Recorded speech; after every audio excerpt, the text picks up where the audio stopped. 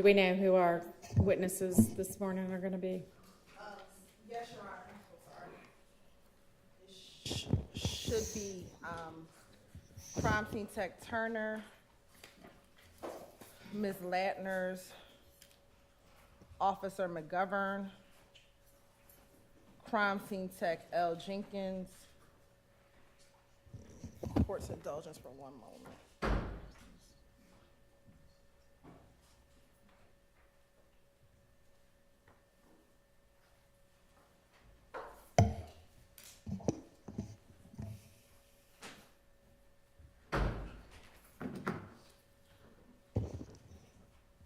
Ms. A.S., who we've spoken about previously, Ms. Smith. All right, so we still need to resolve the issue of whether that person is going to be shown on film, Okay, yes. right? Yes, Your Honor. And depending on the one witness we've been discussing all week, Your Honor, who has the condition. Yes, and lastly would be the, depending on the status of the witness. We discussed yesterday the possibility that Mr. Zachary may or may not testify, depending upon when and if he is released from the hospital. Yes. All right, so with regard to AS.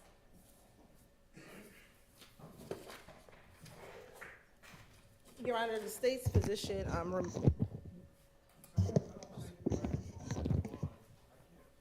You need to talk into the mic. yes, I'm talking into, It is working, she's just not close enough to it, and it's attached, so you're gonna have to just pick one up and use that one.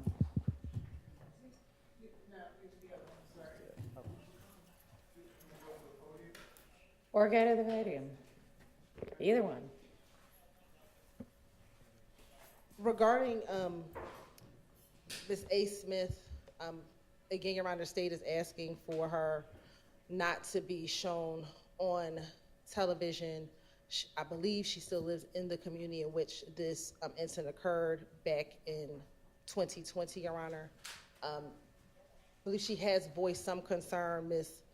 Love is the prosecutor who has been in the most communication with Ms. Smith, but my understanding is she has voiced some concern.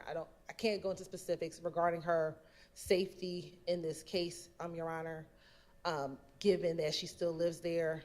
I believe at one point she did communicate with one of our victim advocates that members of one of the defendant's family had approached her. And this was probably about a year ago. And so she was supposed to provide us more information about that particular individual. And so those are some of the things that I am aware of that she has discussed with us and with the state. And so given some of those factors, we would ask for her not to be shown on camera, Your Honor. All right. And is there any objection to just having her audio but not her face shown? Yeah, Your Honor, I object to that. I don't believe that what you've heard from the state today rises to the level that was set by the previous court on the standard by which a witness would not be videoed while testifying. Of course, this is the first I've heard that maybe, possibly, she may have talked to a victim advocate. I know that when this came up in court the other day, that was not mentioned, but absent that, which it sounds a little bit loose at this point, I just don't believe it rises to the standard. And if this is what's established, then any witness could potentially just raise their hand and say, I don't want to be videoed. Okay, well, obviously, this trial's been going on for a really long time, and not that many people have done that, so that doesn't appear to be an actual legitimate concern. Well, Your Honor, I would say that since these requests have started coming in, that approximately, I don't know, I'm making a guess, so don't hold me to it, but roughly 20% of the witnesses that have appeared on the list that we get at the end of the day on Friday for the next week, I would probably about 20% are highlighted as not to be shown. So it's not a one or two off thing in the history of this case. Okay, so since I've been presiding over this case, which has been since what, mid-July or so, this is the second witness that has had anything raised. So that doesn't seem to be the percentage right now, but that's not the determining factor anyway. It's whether there is a legitimate security concern that can be substantiated by either the witness or the state. I mean, Ms. Hilton, are you representing that she has had threats made to her that she's brought to the state's attention? She's communicated, I know for one specific incident that a family member of one of the defendants had approached her. Okay, But and not what? Approached her asking her not to testify in the trial. She did not say that that individual threatened to harm All right, her. so maybe we find out a little bit more from her when she gets here. Is she here now? I don't believe she's. Okay, well, we'll maybe revisit that issue, and if the victim advocate has further information or you develop further information before then, let me know. Okay. And Your Honor, just, Yes, sir. just to be clear, if she can legitimate, if she can show that there's been a threat made against her, or you believe there's a threat made against her, then I will not object to her not being shown on video. All right, threat or intimidation? Your Honor, Yes, sir. turning the page from the video, on video, off video, with Ms. Smith, the information just recited by Ms. Hilton is the first I've heard of this. I don't know what this interaction is, but the state, am I correct that the state, regardless of whether she's shown on video or not, is not going to seek to admit any testimony about whatever this interaction was as part of her testimony, is it? No. Okay, all right, cool. All right, thank you. Okay, is there anything else the state intends to present with regard to that particular 911 call with Ms. Latner's? Mr. Adkins had sort of left the door a little bit open to bring something else up. Your Honor, we're going to hold on Okay. that call for right now, and so we All would right. just ask to Sounds hold for good. that. In addition, Your Honor, the pictures that we intend to introduce today through some of our witnesses are on its way down, so we can distribute to defense counsel so that they Okay. can have them in Go ahead and do advance. that.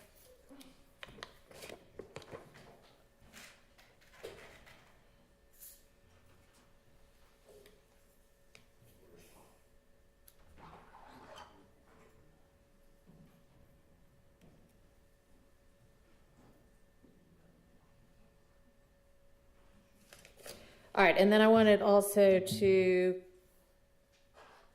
go over the couple of motions in limine that were filed last night or yesterday afternoon that I referenced, but that we didn't review. 56 is sort of just a general, the defense position is that they don't think testimonial statements or hearsay should come in inappropriately. It's just kind of a general, here's the law. And so I agree. Okay. But we're going to obviously have to see how that plays out. Can I mention something? Yeah. And good morning, Your Honor. Good morning to everyone. Your Honor, the import of that obvious, I guess, motion is what happened. I tried to articulate yesterday with the blue flame. So it has gone on before you or the court that a, quote, gang expert would say, and I'm paraphrasing, I'm not going to tell you who I spoke with. You don't have any of my notes. I did not do a report, although ordered by Judge Glanville to do a report. And I spoke with an unknown person, but we verified them, and we find them to be credible. And they told me that, you know, Jeffrey Williams' stepfather's home had bullets driven into the home. And I always want to go back and interview everybody. So that is my was my objection yesterday with the blue flame. I know you excluded it, and thank you, but it was argued by Prosecutor Love that people told us, the gang, whomever, that this was a retaliatory shooting done by YSL. And it's the same thing over and over, and that's really what I'm trying to get at. In this case, Miss Battle called me, the same witness, proposed witness who wrote to the Honorable Court, and she was very upset. It's the same thing, nothing new. And I told her the same, I said, you know, courts are where we resolve issues, and she's been properly subpoenaed, and, you know, she knows that. She's testified 50 times. She's a chemist. Yeah. But she said that the authorities were not doing anything wrong. There's nothing wrong, but we're trying to see whether she knew over and over again who lived next door and the name of the person. And she kept saying, I don't know, I don't know, I don't know. My point is, I just want to keep all that out, and I don't want somebody to lay some foundation that, hey, on this form, which came in yesterday, of tenants, this person rented the apartment, and then have a gang expert come in and say, well, we interview people, and her boyfriend is this known gang member with IF. And that is really what this motion's about. It just shouldn't be circular and hidden. We should have the authority to go out and interview the people and have the same information the police are relying on to make those representations. And if they don't give it to us, then clearly to me it's hearsay and confrontation clause. That's my issue.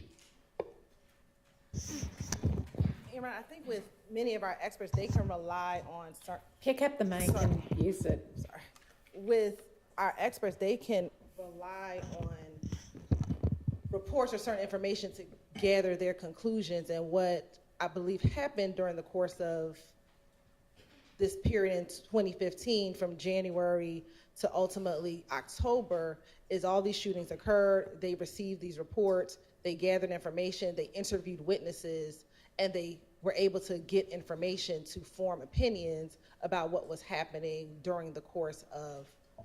Yes, experts can rely on hearsay in forming their conclusions, but there's a difference between the expert coming in and saying, based on our whatever they do, our conclusion was this is a retaliatory shooting, which would be permitted under the rules of evidence.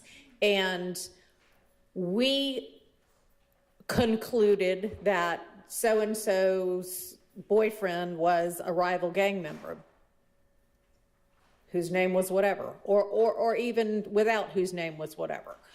That is clearly hearsay, and so obviously hearsay that the regular rules of evidence have to still apply to that.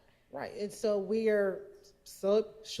hence why we're here, bringing in officers who are responding to these scenes, gathering information, because now this information is before the court. This is what they've learned, and so that's why we're going through introducing all of the various retaliatory shootings now with officers and the information gathered, because when the experts come, this is the information that they relied on to form their ultimate opinions about. Okay, do you understand? I mean, we can't exactly, figure out all of the contours of what might come in beforehand, but an expert conclusion that this was a retaliatory shooting, even if based upon hearsay, would be admissible under the rules of evidence. Expert testimony that is just basically hearsay, that this is the person that lived in this apartment, or this is the person's boyfriend, it would still be excluded as hearsay, even if it was being offered through an expert. We understand. Clear? Okay. All right. That takes care of that one. The number 57 is essentially some further argument as to the contents of the text messages authentication issue. And I've looked at the case law and looked at the statute again, and the issue was that one column that had text message contents, but essentially on authentication, it's a prima facie case that it is what it purports to be, and that was shown that it is the Verizon record of that phone number. It has been established that maybe everything about the contents is not 100% accurate, and it'll be for the jury ultimately to determine whether they want to believe that anything in that column is accurate. But the prima facie case has been made, and so it's not excludable on that basis. Yes, sir. And can we just have a continuing objection to that issue? Yes. Because I'm not going to belabor it. And can I just cite what I sent this honorable court into the record? Sure. Johnson, John, SON versus State. And it is cited at 348 Georgia Appeal, 667. Your Honor, that's in 1B as in Barry, 824 Southeast 2D, 561 2019 case.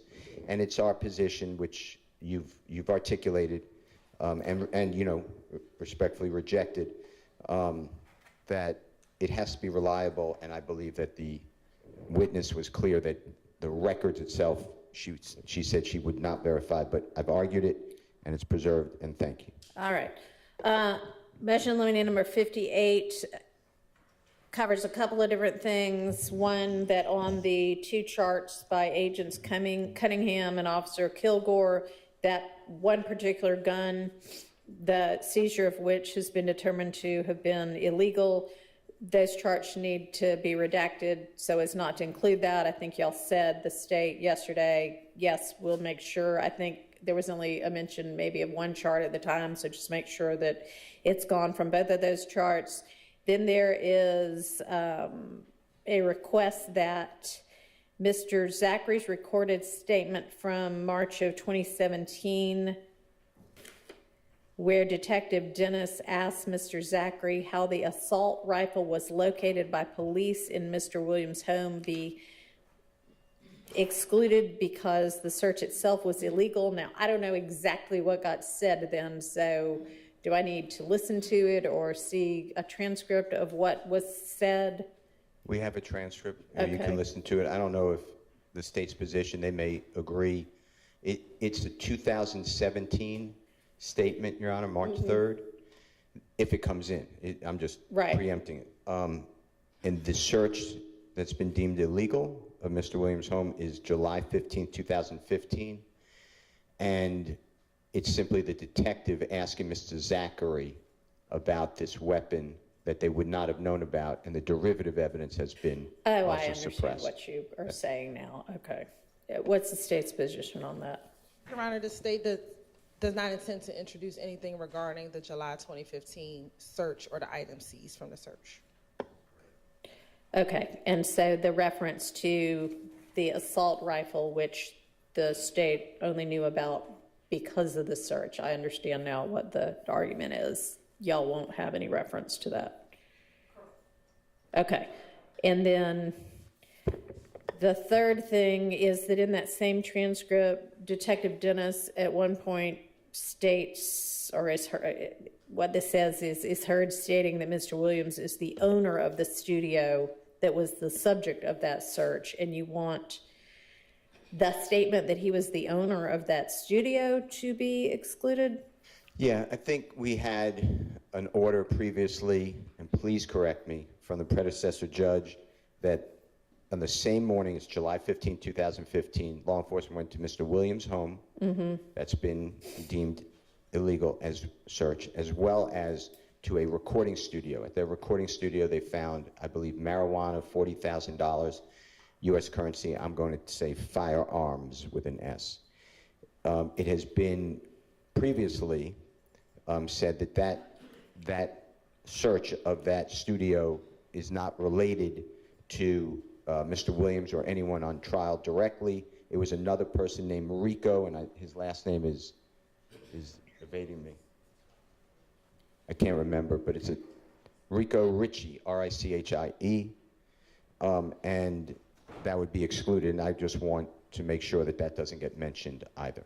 And the way it was said in the transcript is that that's Mr. Williams' studio, which is just not right, but Mr. Williams did have a connection to the studio because he would perform at many studios throughout. So it's not true that he's the owner of the studio, is that what you're saying? He's not the owner of the studio. Okay. Any issue with that piece we of believe that it. interview being excluded? We believe that is in the order, and we will follow the court's order.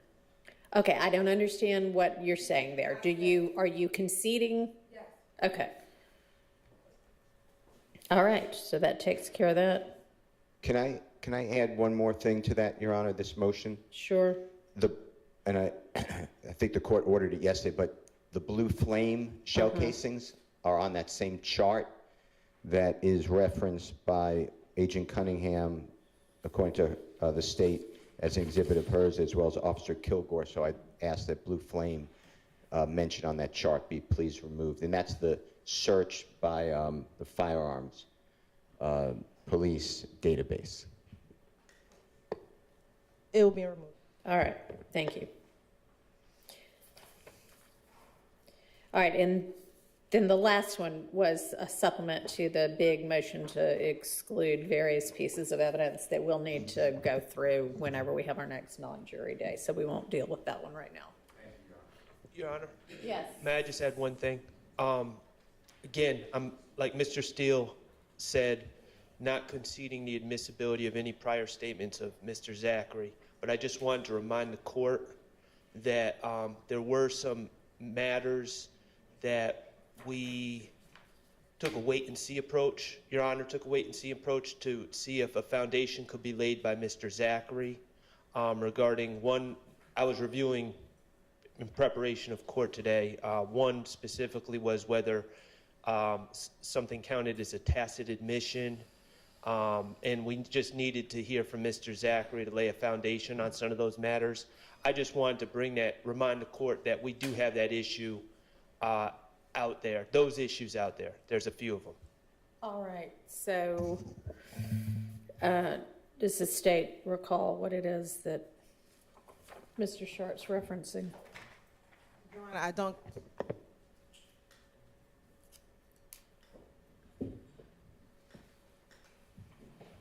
I unfortunately do not, because I don't think I was here when the Quindarius Zachary statements were reviewed.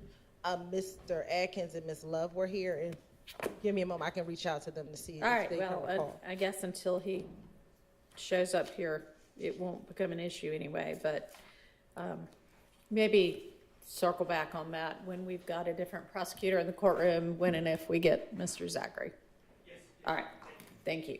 Okay, do we have the jury? Not everybody, okay. Your Honor, can Yes, I sir. step out for 3 minutes?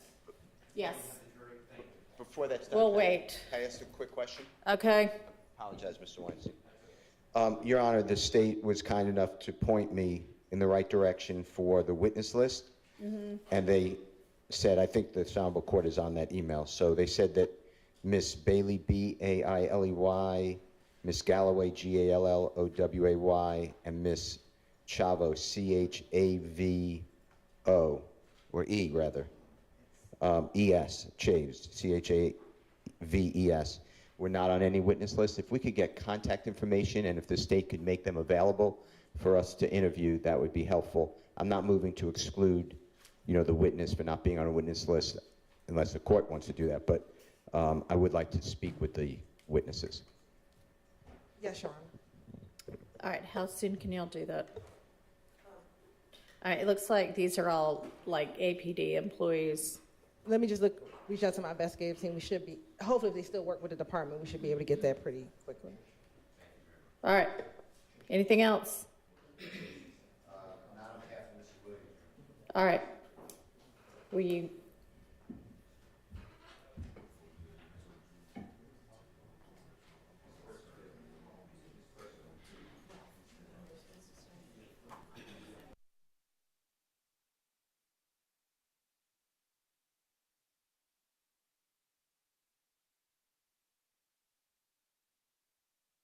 To or want to use the restroom real fast. Hopefully we'll have all of the jurors in the next 5 minutes or so.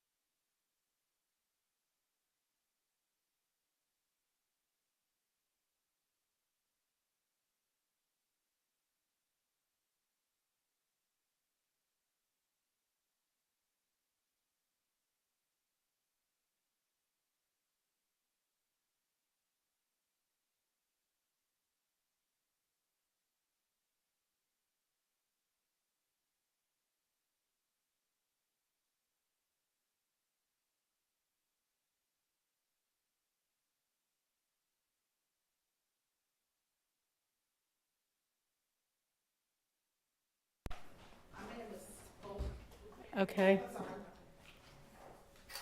Earlier, when we were talking about A. Smith, and I talked about an individual, a defendant's family member reached out to her, that was not that witness, and I'm sorry, it was a different witness who relayed that to me. It was not Ms. Smith, it was another witness who relayed All right. that. So I just wanted to clarify that. Okay, so is there anything the state wants to present with regard to the request that AS not be shown on video? Yes, Judge, and I believe she's on her way, but what she has relayed to the state is that since the time that this has been going on, her family has found out things that she had not alerted them to, that it is causing her, she says, distress. She does not say that she has been threatened. She said that it is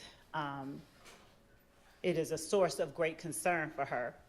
And she has asked that we not, she said she doesn't want to be here, but she certainly doesn't want to have her face publicized. She said that when when her name began being mentioned, that caused problems for her, and she does not want to have to endure that.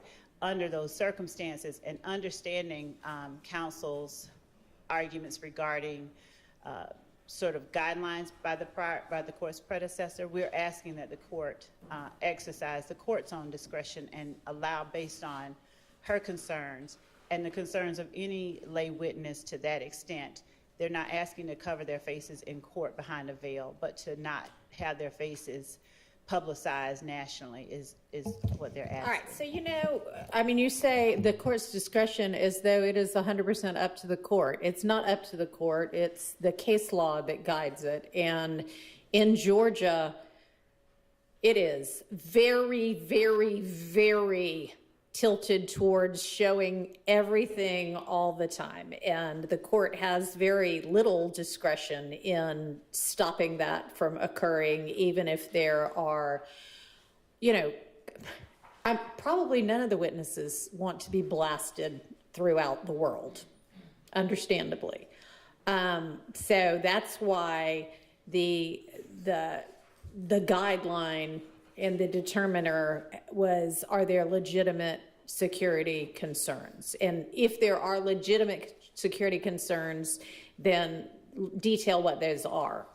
So, Your Honor, I do understand what the court is saying. And regarding the rights or guidelines of having the faces shown on camera, prior to today, and it was prior to this particular argument, I had researched when we were looking at it previously with Judge Glanville.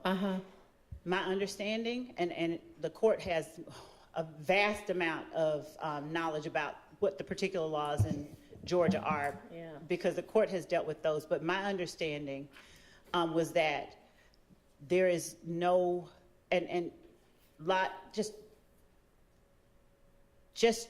if it were such a right that anyone had to have the faces of every witness shown, then arguably speaking, any trial that's not publicized on camera, their rights are being violated because their faces are not being shown. But to the extent that the camera people decide where they want to put the camera, and if they're okay with not showing the faces, the only argument that I would have is that there's no defendant with any right to show the faces. And I would ask the court for, before we bring her in, that just the ability to, if we can find case law directly on point, to show it to the court regarding that particular issue, because Of course you can do that. And if the media chooses not to show a witness's face because they know that that person has concerns, that's of course up to the media. I mean, frankly, this court is open. Anybody can walk in here anytime they want to and watch the proceedings. But that's just not really the way the Georgia courts overall have perceived the whole televising and videotaping of court proceedings. So sure, I'm happy to consider any kind of case law that you want to present. Thank you. And obviously, if the media wants to focus on somebody else during that time, that is wonderful. But Unless you present to me either case law that covers it or legitimate security concerns, I can't order them not to. Thank All you, right. thank you. Okay, so are we now ready for the jury?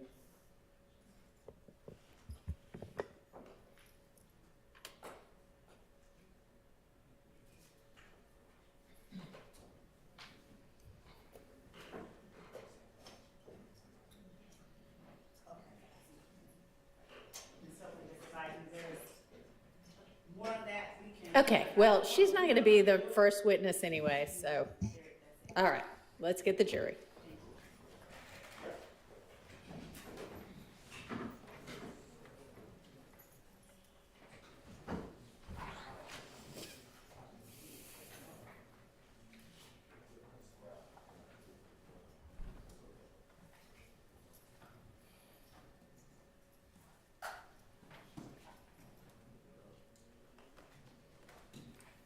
He brought me one from the jury room. He brought me one from the jury.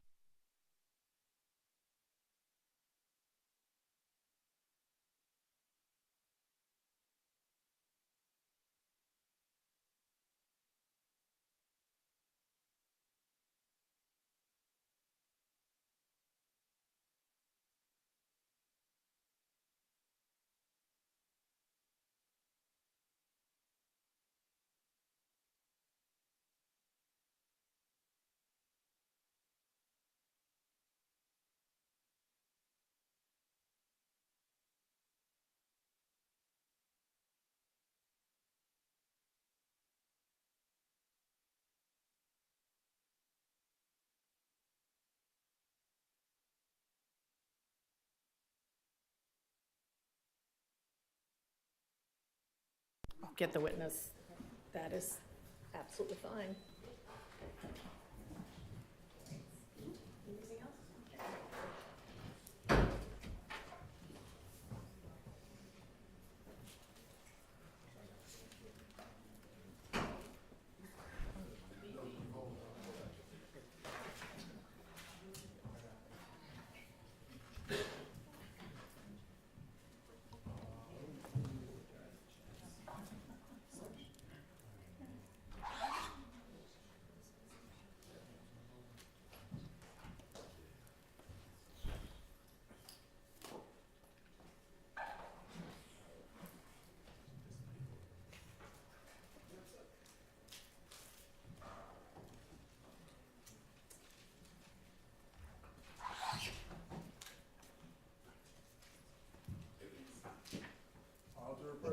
Thank you so much. Your Honor, state calls crime scene tech Alfred Turner to the stand. All right.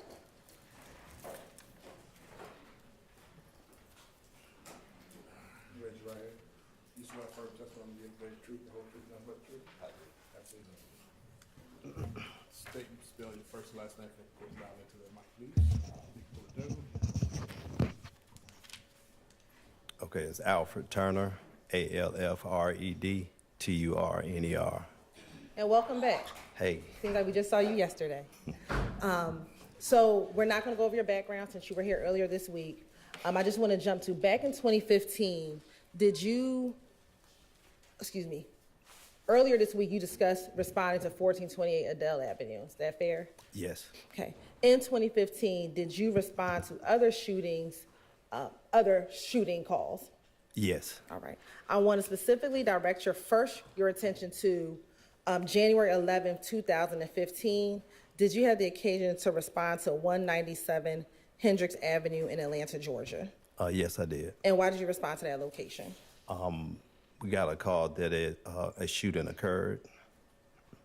And once you got to the location, what, if anything, were you asked to do? We was asked to take photos and collect evidence. And did you do that? Yes, I did. And have you had the opportunity to review your pictures from that particular incident and that location? Yeah. Okay. You have permission to approach? You may.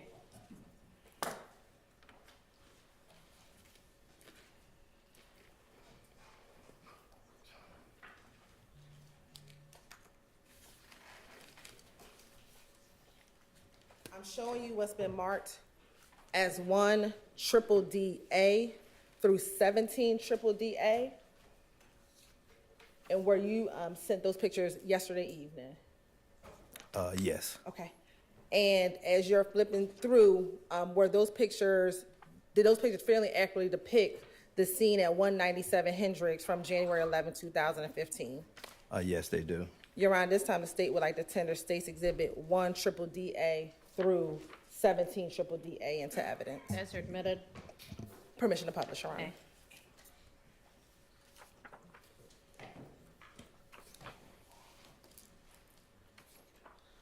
Now, first starting with 1 triple DA, if you can tell the jurors, where are we looking at, or what is depicted in 1 triple DA?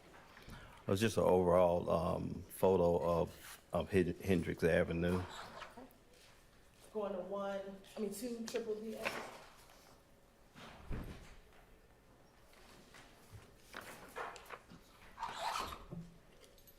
Looking at 2 triple DA, was this the home that was the focus of your investigation? Yes, it was. All right. Looking at 3 triple DA, and now 4 triple DA, and 5 triple DA. What, if anything, is depicted on 5 triple DA? That's for damage to the screen of the window of that residence. Okay. Now looking at 6 triple DA.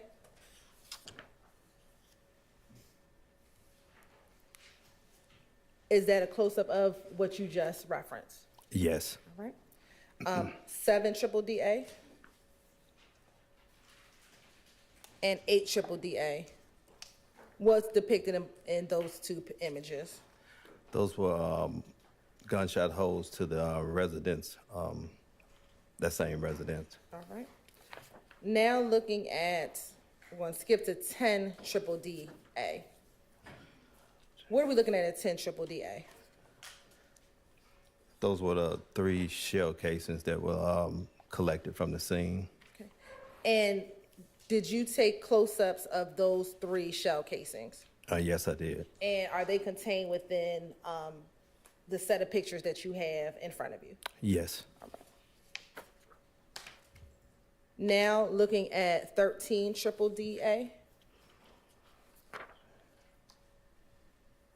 What is depicted in 13 triple DA? That's a shell casing number 4 that was located near the residence. Okay. And were you able to determine what type of shell casing those were? I probably have to look through my notes to see which one it was. You're on permission to approach? You may. And let me ask, will looking at a copy of your crime scene tech report assist you? Could looking at you? No, I have it up here. Oh. Permission to approach? You may. I'm gonna show you what's been marked as State's Exhibit 18 triple DA. Is that your crime scene tech report? Yes, it is. And does looking at that copy help refresh your memory as to what size shell casings those were, if noted?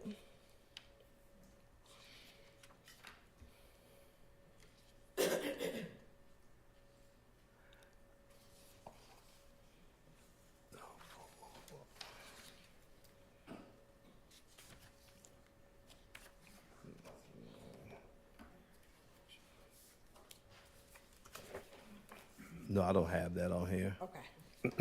Are you able to tell, from looking at the pictures, are you able to tell what size they are? It, And if not, that's okay too. no. Okay. Now, in that year, did you also have the occasion to respond to 198 Stanhope Drive on January 26, 2015? Yes. And do you recall why did you respond to that location? We were dispatched that a shooting also occurred at that location, and it had damage to vehicles. And when you were called out to that scene, what, if anything, did you do at that scene as well? They also wanted me to photograph the scene and collect evidence at that scene as well. Okay. And have you had the opportunity to review those photos as well? Yes. You want permission to approach again? You may approach freely.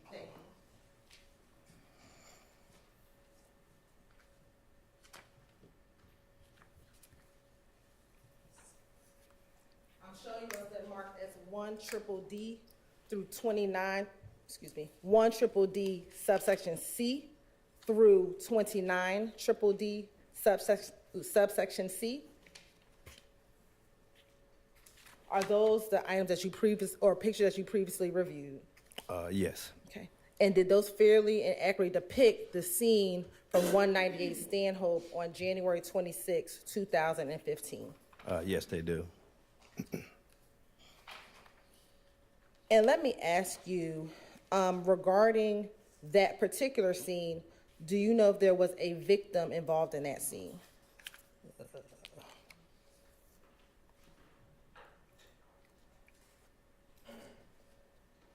I'd probably have to look on my notes to see. Okay. You're on permission to approach. Oh, no, so I can approach you. I'm showing you what's been marked as State's Exhibit 30DDC. Is that a copy of your crime scene tech report? Yes, it is. Will that help refresh your memory? Yes. Okay. You can take a moment and look, and if your memory's refreshed, you can let me know.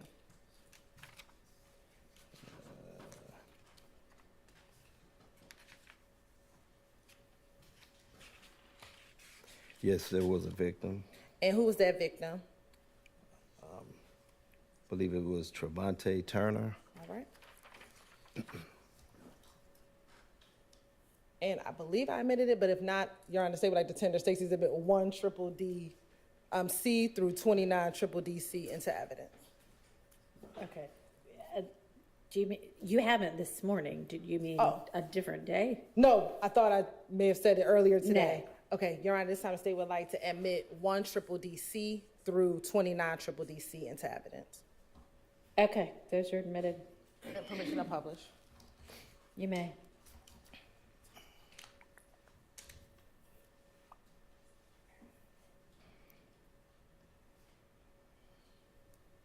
Now, first looking at 1DDD C, tell the jurors what are we looking at in 1DDD C? That was the vehicle that they were that we were dispatched to take photos of multiple gunshots. Looking at 2DDD C? And 3DDD C. Are those the, what, if anything, are inside of the car vehicle? Can you repeat that? Are those bullet defects? Yes, they are. Okay. And looking at 4DDD C? And 5DDD C? What is depicted in 5DDD C?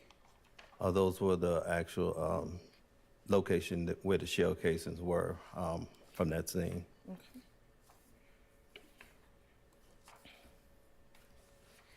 And did you take individual pictures of all of those shell casings? Yes, I did. Okay. And are those included in the stack of pictures that you have before you? Yes. All right. I want to go to State's Exhibit 21DDD C.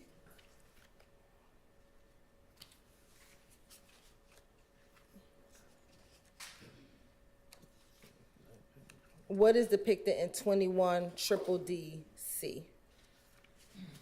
That's a photo of a vehicle parked at the residence, and it also had multiple shell gunshot damages to it. Looking at 23DDD C and 24DDD C. Is that the damage that you were referencing? Yes. All right. And now looking at 25DDD C. What are we looking at 25DDD C? That's a residence of 186 Stone Hope. Okay. And did that also sustain damage? Yes, to the window. All right. Looking at 27 triple DC and 28 triple DC. Is that the damage to the window that you were just referencing? Yes. And then looking at 29 triple DC. Was that also a defect to the window? Yes. Right. And after taking pictures, did you collect those shell casings? Yes, I did. And when you collected those shell casings, what did you do with them? They were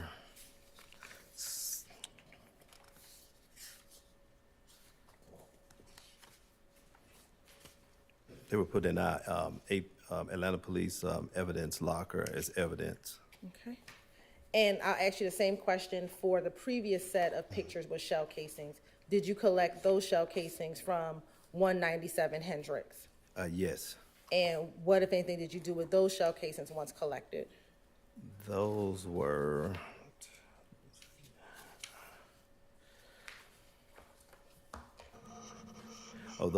turned over to Officer Williams on the scene.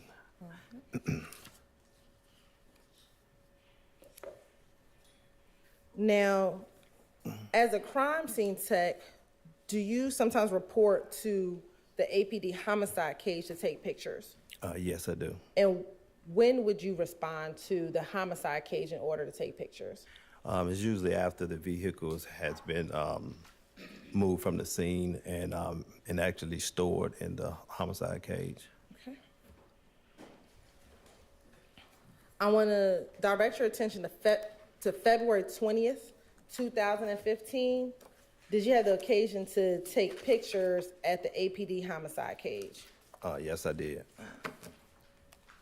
And have you had an opportunity to review those pictures today, or excuse me, before your testimony today?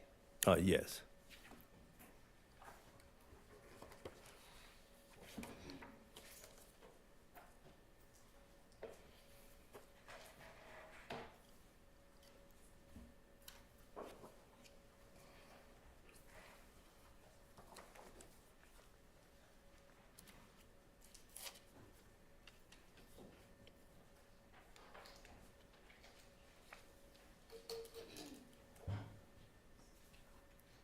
I'm going to show you what's been marked as State's Exhibit 1 triple D to 11 triple D.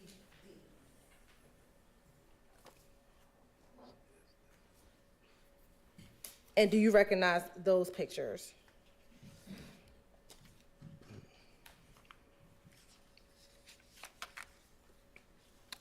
Yes, I do. And how do you recognize those pictures? These were the photos that, excuse me, that was taken at the homicide cage. And are they a fair and accurate depiction of the picture that you took at the homicide cage on February 19, 2015? Yes. Your Honor, this time the state would like to tender State's Exhibits 1 triple D through 11 triple D into evidence. Those are admitted. And Crime Scene Tech Turner, did you know the location of where that car derived from? I believe it was 140 Maury Avenue. We're looking at a copy of your police report, Crime Scene Tech report, help refresh your memory as to the exact address. Yes. I'm going to show you what's been marked as 12 triple D for identification purposes. Is that a copy of your Crime Scene Tech report? Yes, it is. Okay. And does that help refresh your memory to the address of where the car was taken from? Yes. And what was the address? It was 114 Maury Avenue. And what is the date of the incident? When did the incident occur? That was February the 2015. Was that the date of the incident or the date that you took pictures?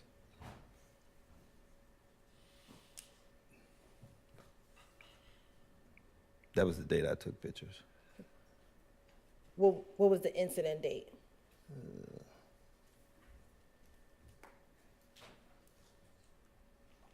I'm sorry, 2020, 2019, 2015. No, what was the incident date?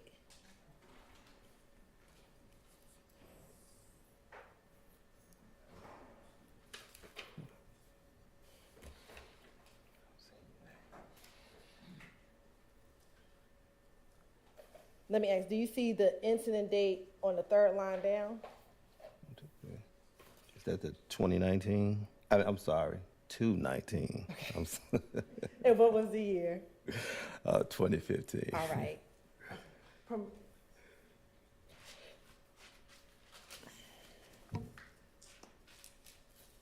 And Your Honor, now permission to publish 1 triple D E D.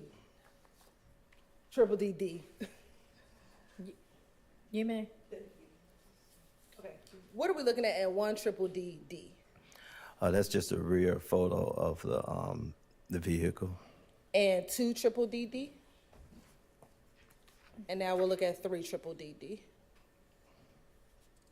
What was being depicted with the placard for number 1 and 3 triple D D? That was a photo of a cell phone. Okay. Now looking at 4 triple D D. What was being depicted with placards 2, 3, 4, 5, and 6 and 4 triple D D? But first, it was a photo of the back seat inside the vehicle, and I believe there were shell casings on all of those. Okay. And did you take individual pictures of those shell casings? Yes. Right. And is that reflected in 5 triple D? Yes. And 6 triple D D? Your Honor, can I borrow your stick? Stapler? Stick. Pointer. Pointer. Thank you. And Investigator, are you able to show the jury where, if there are any shell casings depicted in 6 triple D D? Yes. Okay. And if you can just take this stick and point to where those shell casings are. One right here, and the other one is like right there. If you go to 7 triple D D, is that a close-up of the 2? Yes. And then 8 triple D D?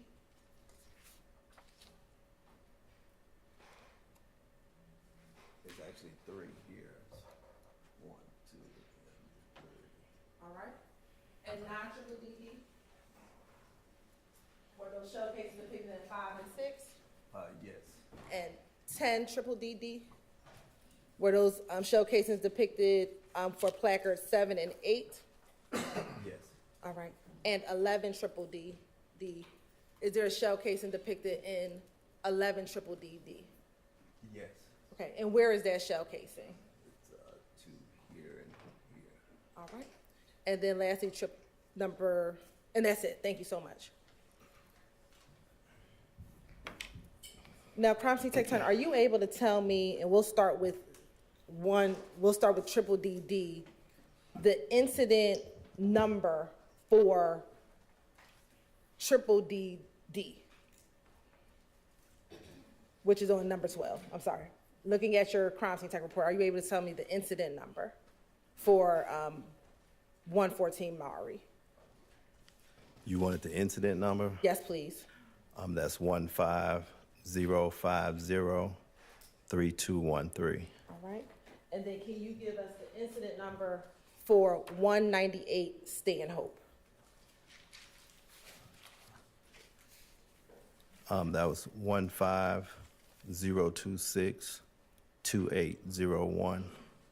And then lastly, could you give us the incident number for 197 Hendricks? And that's 150110392. All right.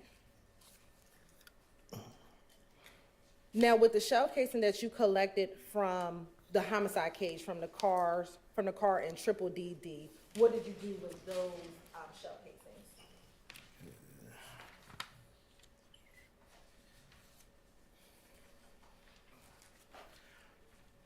They was processed for fingerprints, and after that, they were sent to APD property as evidence. Okay. And do you know if at any point those items were taken from APD property to the APD crime lab? No, I don't. Okay. Court's indulgence?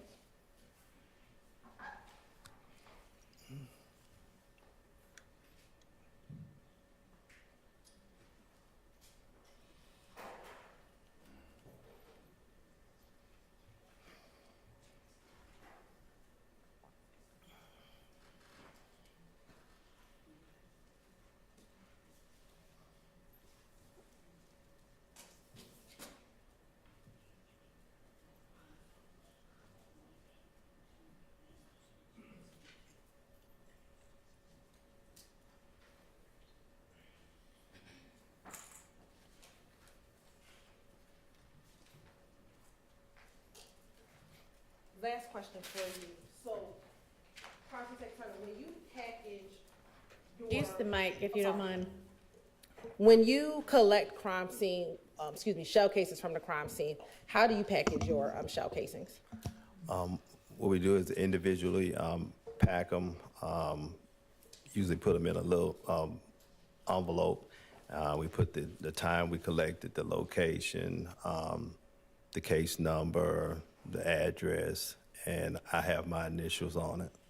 And are each shell case in an individual envelope? Yes, unless they really close to each other. Okay. Yeah. And when you said the location, what did you mean by you put the location number on there? Like if it's inside a vehicle, you usually put inside the vehicle in the seat or something like that. Okay. Thank you so much. Thank you. All right, any defense questions for this witness? Your Honor, on behalf of Mr. Williams, we have no questions for this gentleman. All right. Nope. Okay. All right, thank you for your time. You're excused. Call your next witness. Mr. Matthews, is this a lawyer with you or somebody else? Yeah.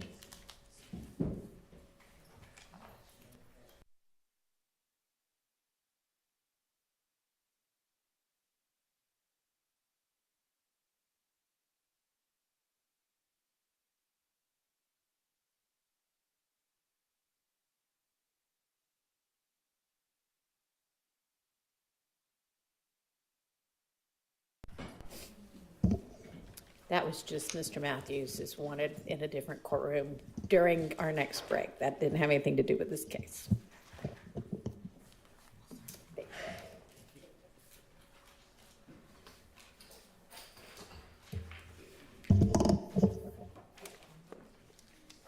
Raise your right hand.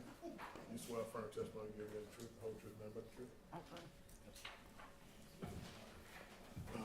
State and spell your first and last name for the court. Mike, please. Louise Jenkins, Louisejenkins. Excuse me.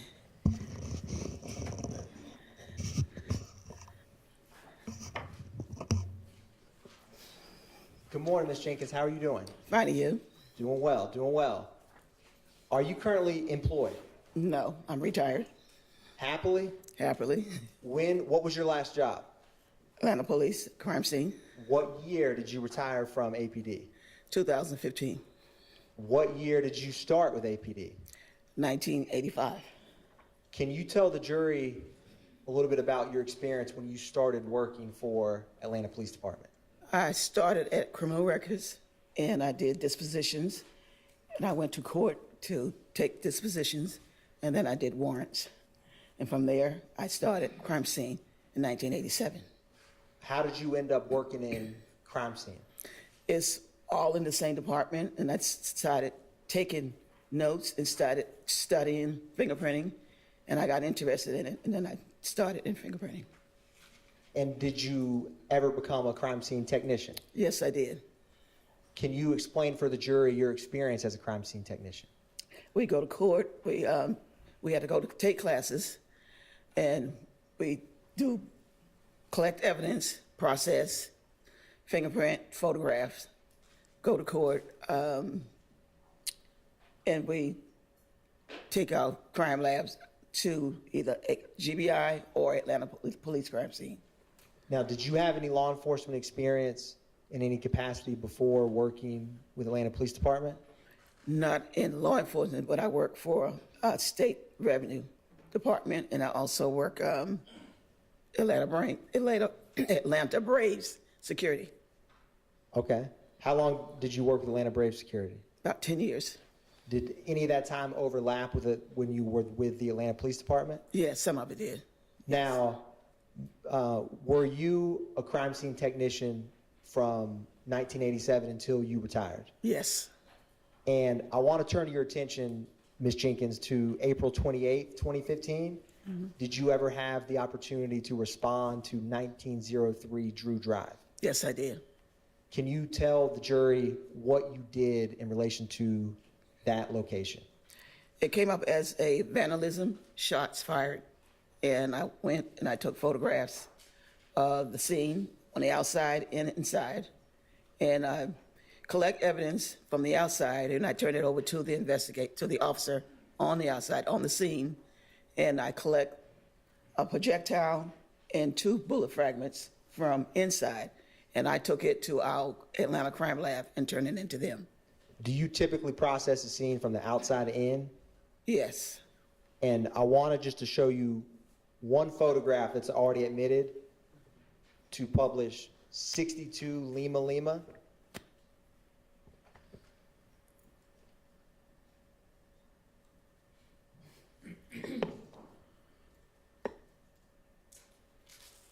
It's on here.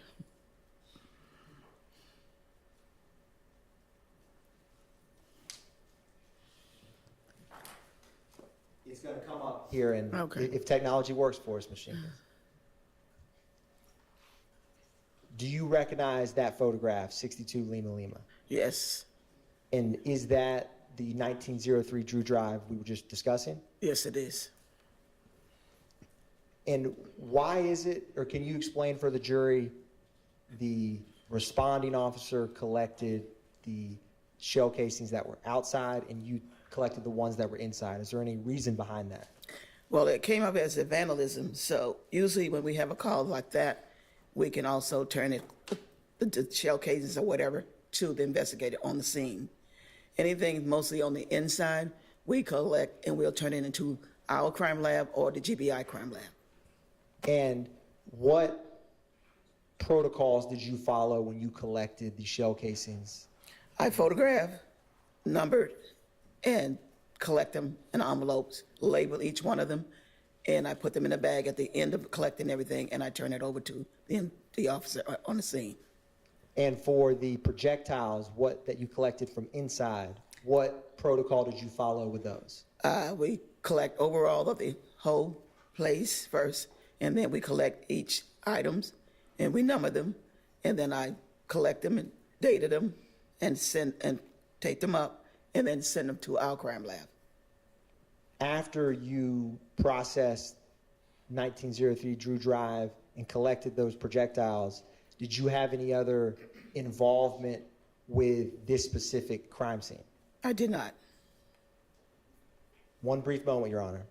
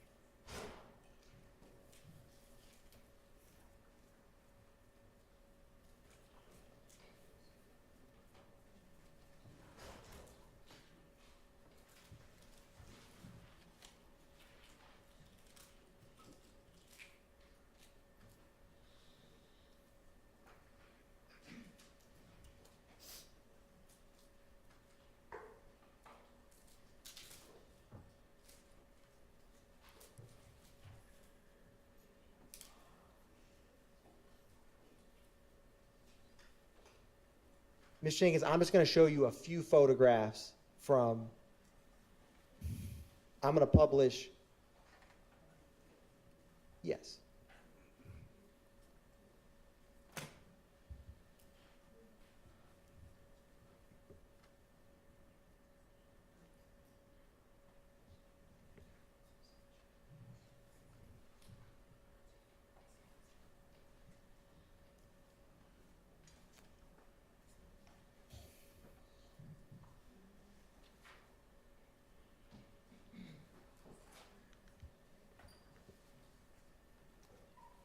Ms. Jenkins, I'm going to publish a couple crime scene photographs from inside and ask you if you recognize some of these photographs. Okay.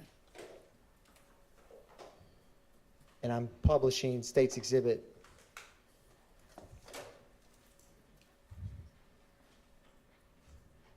Yep. Previously admitted 22 Lima Lima.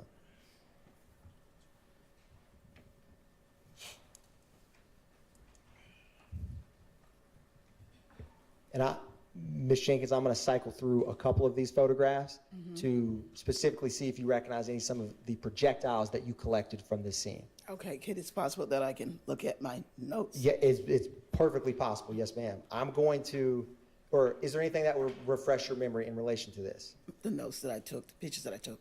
And is that in your crime scene Yes. record? Yes. Your Honor, I'm approaching and handing the witness.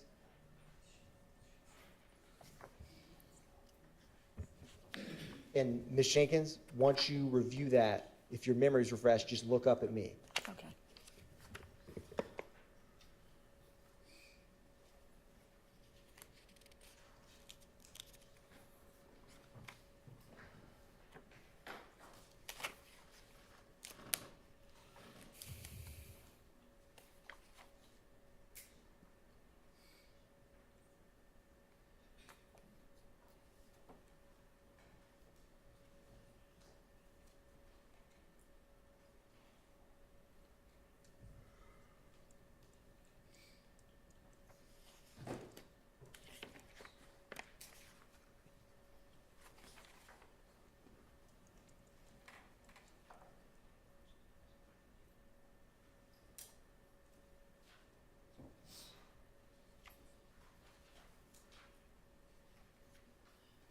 Okay.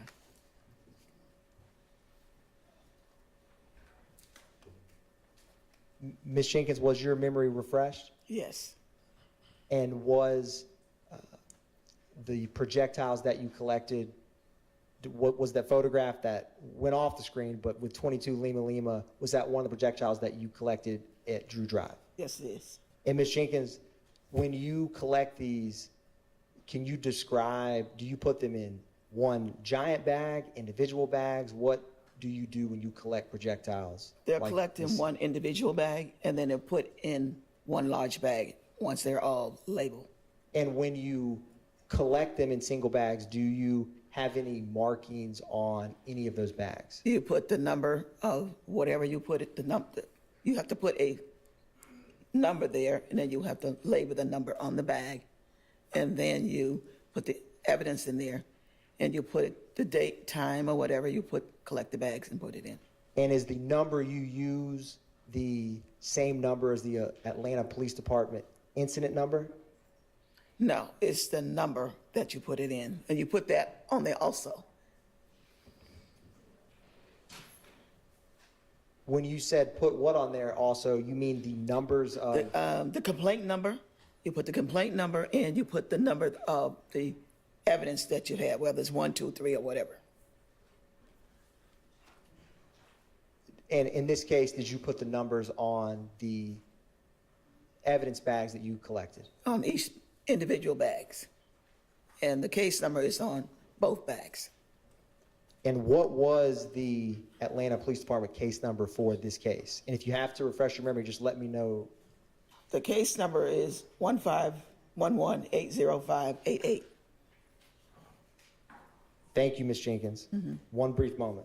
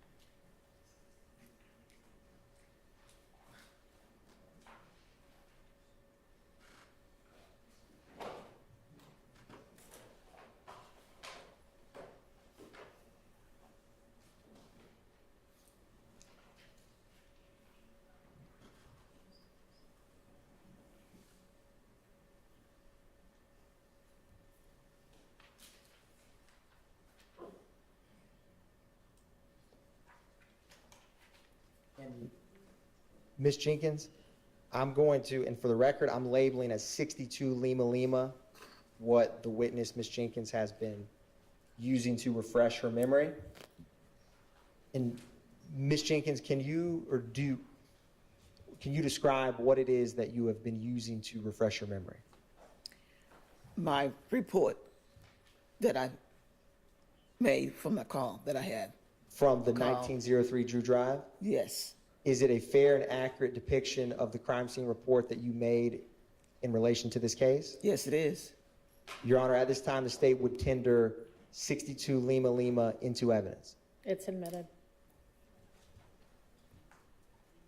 Thank you, Ms. Jenkins. No further questions by the state, Your Honor. Any questions for this witness by any of the defense attorneys? Mr. Williams, no questions. No, no. And Mr. Williams, you with us? No. Okay. All right, thank you for your time. You may be excused. Yes.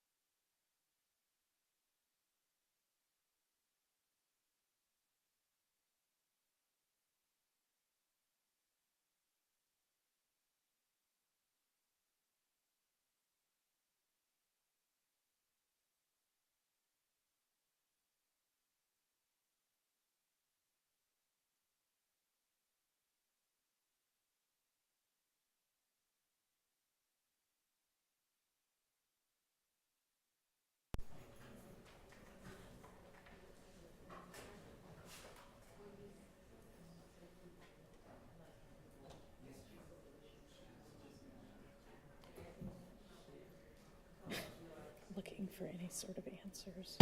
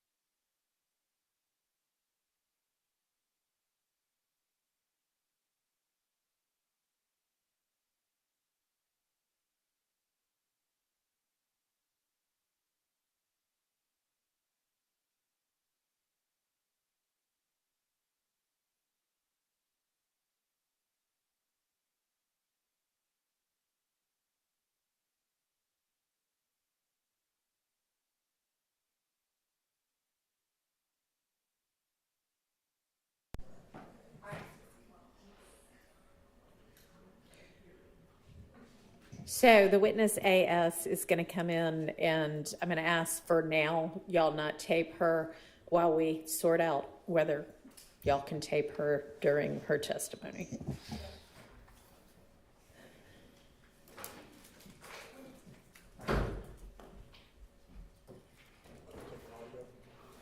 Yeah, audio is okay.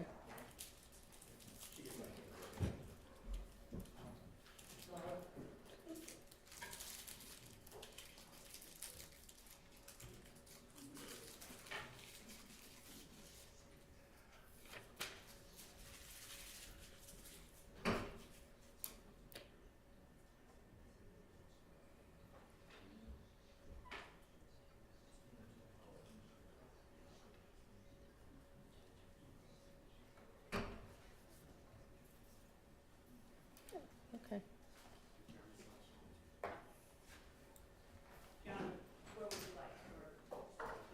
The witness stand, she's not being taped right now.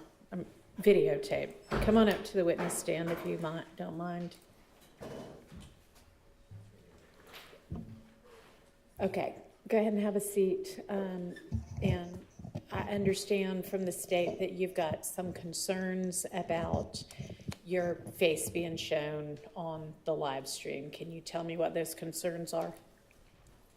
Just anything doing my job. I just don't want to have no parts in it. I don't want to be on camera. Pull the mic down next to you and try to speak into the mic. So is it anything beyond just not wanting to be on camera? Do you have any concerns about your well-being or your safety? Not really.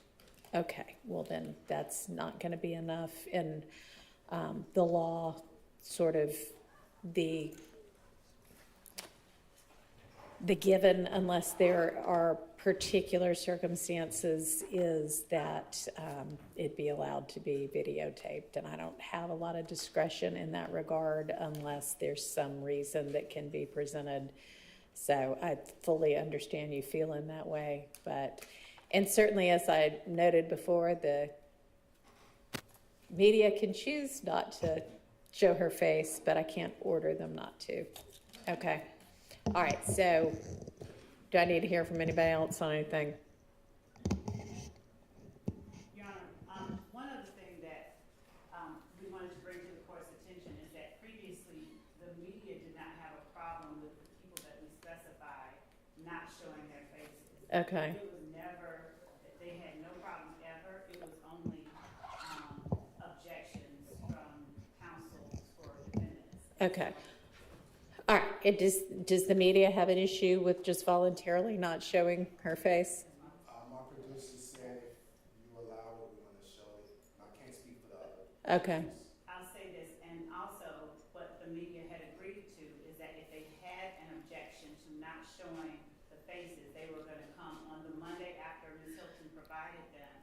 So she provided this to them, I believe, last week. I understand that. And no one has voiced an objection to not showing this witness's face, so we would ask that.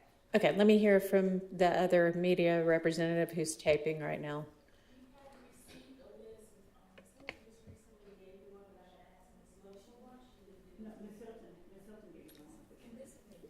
We can't really hear you. Speak up a little bit. What's your name, ma'am? I can't even hear what She she's said saying. she objects, she'll rather videotape it. My producers text me and said they would like to show it. Your Honor, may I also clarify something? Hang on just a second. Yes. So were you saying something about not having gotten the notice? No, I didn't get a notice, and I asked Ms. Love. She ignored me, and then told me that she wasn't here. Okay, so who sent the email last week? So, Your Honor, I sent the email last week. Ms. Sylvia was not on that email. All right, we'll put her on all the future emails. 'Cause But she she's did ask for it on Monday, and I forwarded to her on that Monday. on Monday, okay. And Well, she if- did receive. If you'll go ahead and add her to the distribution list for all the future ones. And we will continue to follow the procedure that had been put in place previously, that the objections, if there are any, need to be made the Monday morning after the Friday emails.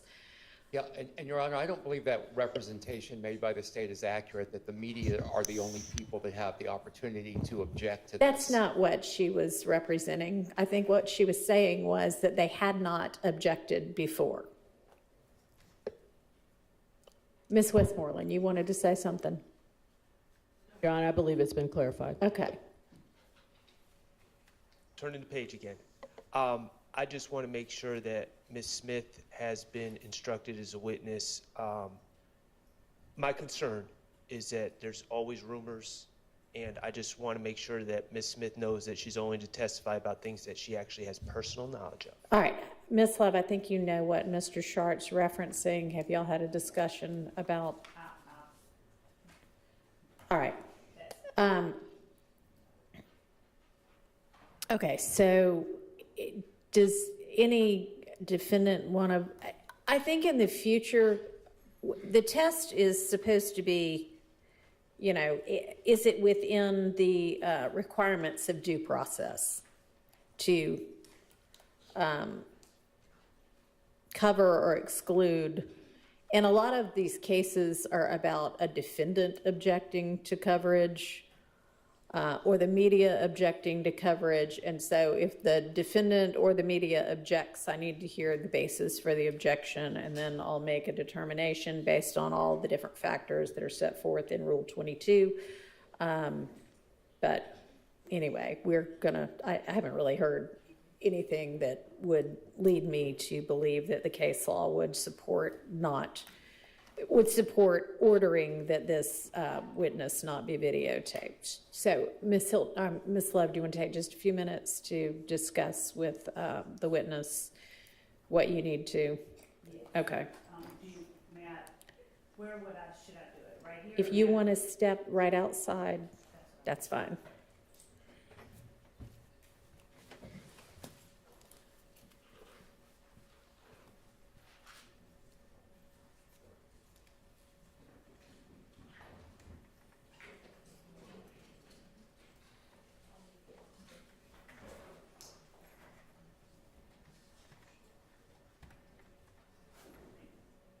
Yeah.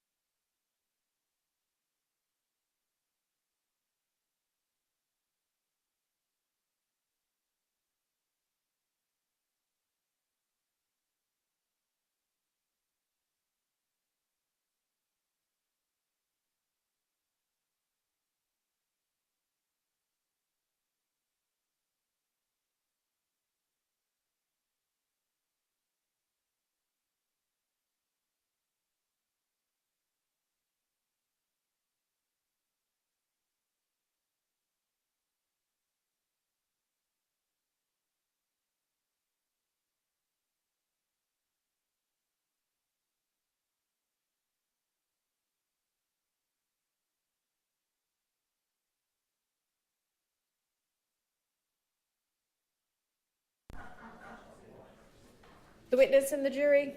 Okay, let's get the jury.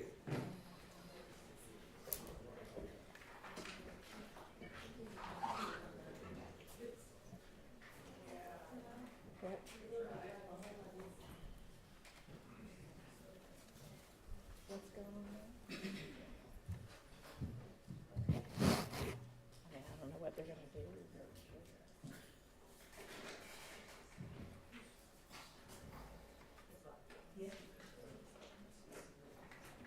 She has not been sworn in, no. No.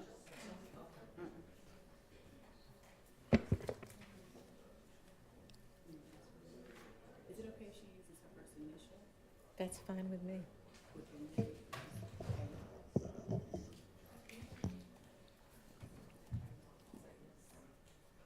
Yes.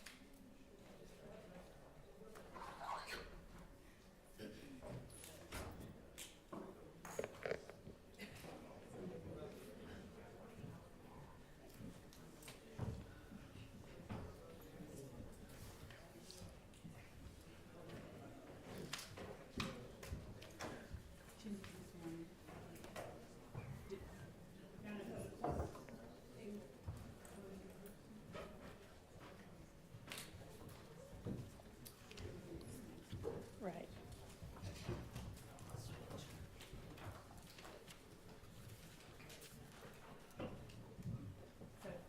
Jury President Counsel. Thank you. Okay, Ms. Love, go ahead.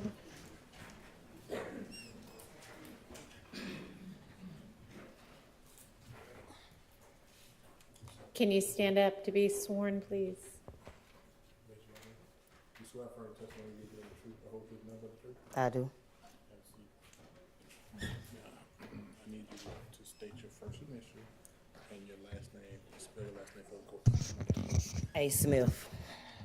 Would you spell is common spelling for Smith? Simth. Okay. Thank you, and good morning, Ms. Smith. It's still morning. Good morning. All right. Ms. Smith, would you tell the jury where it is that you're from? Atlanta, Georgia. Born and raised. Born and raised in Atlanta? Yep. All right. And on January the 28th of 2015, did you live in Atlanta? Yes. All right. What was your address? I don't remember the address. Off Cleveland Avenue. Do you recall during that time living on Springdale Road at 2905 Springdale Road? Yes. All right. Now, were you living there with anyone or were you living by yourself? By myself. And is that an apartment, a house, condo? Townhome. A townhome. All right. And you said that it was off Cleveland Avenue? That's what I said. Okay. Ms. Smith, were you living at that time in apartment P3? I don't remember the address. Okay. Do you recall having a neighbor by the name of Gilberti Mack? I do. All right. And do you recall whether you asked Mr. Mack to put cameras on his house? Can't tell nobody to put a camera in their house. That's their house. It is. Do you recall whether you ever requested that of him? I Okay. didn't. All right. Now, back on January the 28th of 2015, how long after that date did you live in those townhomes? Left. Did you leave on that particular day or the next day or shortly afterwards? I wasn't there before that. Okay. Now, when you say you weren't there before that, what do you mean? I just wasn't home. Oh, you mean you were home on January 28th? If that's the date, I wasn't there. Okay. When did you move out of those apartments? I don't remember the exact date. The day they said I had to leave. Did anything precede your having to leave? A shootout. All right. Now, when you say a shootout, what do you mean? You weren't there, so what do you mean? And the jury hasn't heard this, so please tell them what you mean when you say a shootout. I mean, I had to go there. I got a call from the rent office saying that my house got shot up. Okay. And was that at night? Do you recall? I think so. All right. And so when you go on scene to see what's going on, what do you see? Bullet holes. Where do you see the bullet holes? I don't remember exactly what a bullet holes was. Okay. As far as not specifically remembering them, what I'm asking is, are they inside your home? Correct. All right. Do you recall whether the window or the door was hit or something different? No, All right. Now, when you got there, were there police inside your home? no. Did the police go inside your home with you? With me, no. Did they go inside your home? I'm sure they did. All right. Now, when you say a shootout happened and after that you left, do you know how long it was after that that you left? No. All right. At the time that you lived, and I don't want to get too much into your personal business, but at the time that you lived at that apartment complex off Springdale Road, did you know a person by the name of Kelvin Watts? Of course. Okay. And what did you call him? Shell. Okay. Shell, did you also call him Lil Kel? No. Okay. Did you ever call him by the short No. name Kel? I just told you, Shell. I understand. So at the time, around January 28th of 2015, or before, had Shell been hiding out in your house? Sustained. Had Shell been staying at your house at all? We was dating Okay. How long had you all been dating?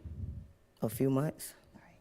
Now, when you were dating, did Shell stay at your house sometimes? He visit. He didn't stay. Okay. Did he ever hide out at your house? He visit. I just answered your question. I understand. Did you ever tell police on January 28, 2015, that Shell had been hiding? Objection, Your Honor. I just answered That your calls for question. speculation. Overruled.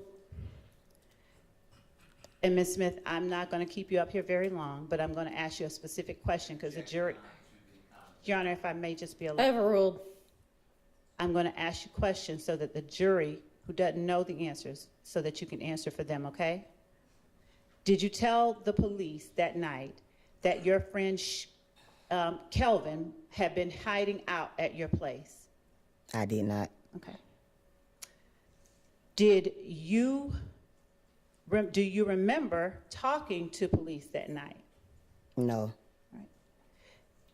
Do you recall the name, or do you recall an Officer Collins being the officer that responded to your scene? I do not. Do you recall what the officers looked like? I do not. Okay. Do you recall talking to anyone about your friend Kel in the presence of officers? No. Do you recall telling them anything about anyone that might have wanted harm to Kelvin? No. Okay. How long do you recall, if you recall at all, the police being on scene? I don't know. All right. I wasn't there. Were you there when you got called and you came out? When I got there, nobody was there. Okay. So you don't, Next day, I went down the next day. They said I had to come the next day. You said when I got home, they wasn't there when I got home. so the night that the rent office called you, is your testimony The that- rent office, just, I know the person. She called me and told me. The next door neighbor called and told me my house got shot up. And what was the name of the next door neighbor? Just called his name. G. Gregory, whatever his name is. Gilberti Mack? I know him as Gio. Okay. So when Gio called you, it was that night that your house had just gotten shot up? A few people called me. It wasn't a secret. All right. And did you arrive on scene that night? Did you get back to your house that night? I came, nobody was there. Okay. Do you know about how long after you called or you were called that you came back to your house? No, I do not.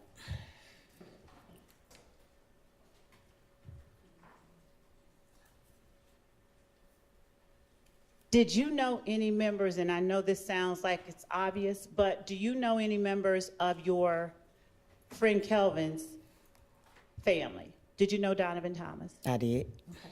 Were you close with him? Yes. All right. And were you able to observe Kelvin's interaction with him? I wasn't. Okay. Do you have any knowledge of whether Kelvin was Nope. close to him? Nope. I do not. At the time, did you know an Antonio Sledge? Of course I did, Why do you say of course you did? because I dated him. All right. Were you dating him at the same time you were dating? I wasn't. Kelvin? How long before your house got shot up did you stop dating Antonio Sledge? A couple of months, the same time I just told you when I started dating Kevin. Okay. And what did you call Antonio Sledge? Moontoon. Monktoon? Yeah. All right. How long had you known Moontoon by that time? Been knowing Moontoon since I was like 15, 16 years old. Okay. How long had you known Kel or Shell Kel at that time? Not that long. Okay. Now, at what point do you now recall speaking to the police at all about shooting at your house? I don't. Do you recall ever communicating with the police in any way? I just told you. I went down the next day. You just asked me that. Okay. Who did you talk to when you went down I the next don't day? know. Where did you go down to? The headquarters. All right. Do you recall an investigator, Dennis? I just told you. I don't remember nobody's name. Okay. Do you recall providing a video to the police? I don't. Do you recall a video wherein Antonio Sledge was talking to the camera? It's all on social media. Y'all play it, so of course I seen it. All right. Could you speak into the... It's on social media. Of course I seen it. Now, when you say it's on social media, of course you've seen it. What are you talking about that The you've video seen? that you're talking about, the trial is on social media. Okay. So yes, So- I seen the video. And describe the video that, since we've shown a lot of them, that you're talking about. The video of Moontoon calling Shell Kill out. All right. Did you know at that time Lil D? Of course I did. All right. How long had you known Lil D? I don't know. All right. Now, the video of Moontoon calling Shell Kel out, did you provide that video to the police? I don't recall. Okay. Do you recall emailing anything to the police? I don't recall. Do you recall an investigator, Gaither? I don't recall. I just told you I don't remember nobody's name. All right. And to be fair, do you have any desire to be here today? No. Okay. Thank you. That's all that I have. All right, do any defense counsel have questions for this witness? Not on behalf of Mr. Stillwell. Thank you. On behalf of Mr. Williams, no question. None, none, none. All right, thank you, you're excused. Call your next witness. Your Honor, the state calls Ms. Lattin to the stand. All right.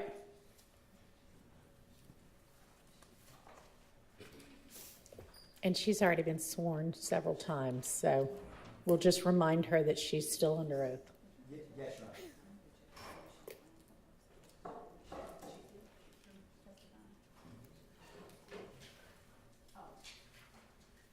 And Your Honor, Ms. Latner was previously testifying, and so our understanding was that she was finished. She was testifying in Judge McBurn's courtroom, Your Honor. But I believe that she was Okay. outside, so we're verifying that. Okay. So y'all are saying don't get on you too much. Yes. Okay. That is exactly what we're Got it. Well, let me ask this. If she's not finished, do you have somebody else ready? I don't think so. She was. She's not finished?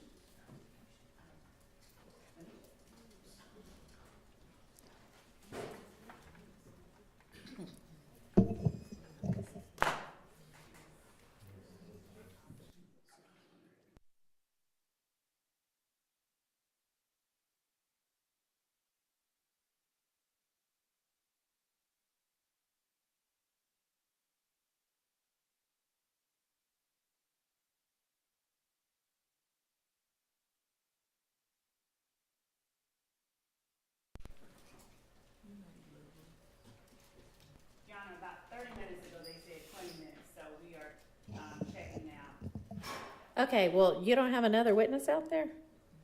I believe we do, Ms. Hilton. Then let's just do another witness.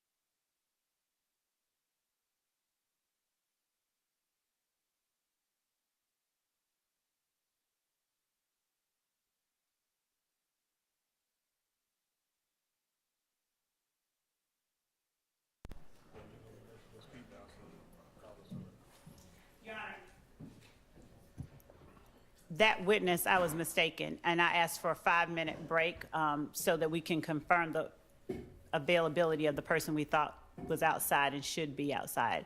And if not, to see how long it will be before Ms. Latner's is Okay, so do done. you have anybody other than Miss Latner's out there?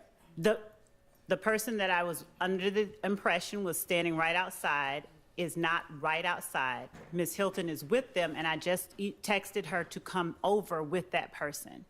So I'm asking the court for 5 minutes for a break, just to get. And you don't have another witness?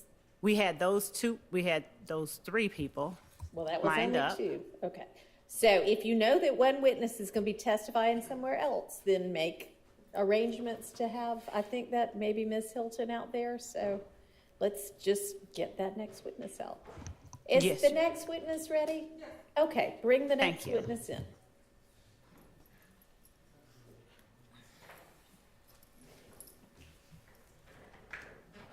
Coming up to the stand if you don't mind.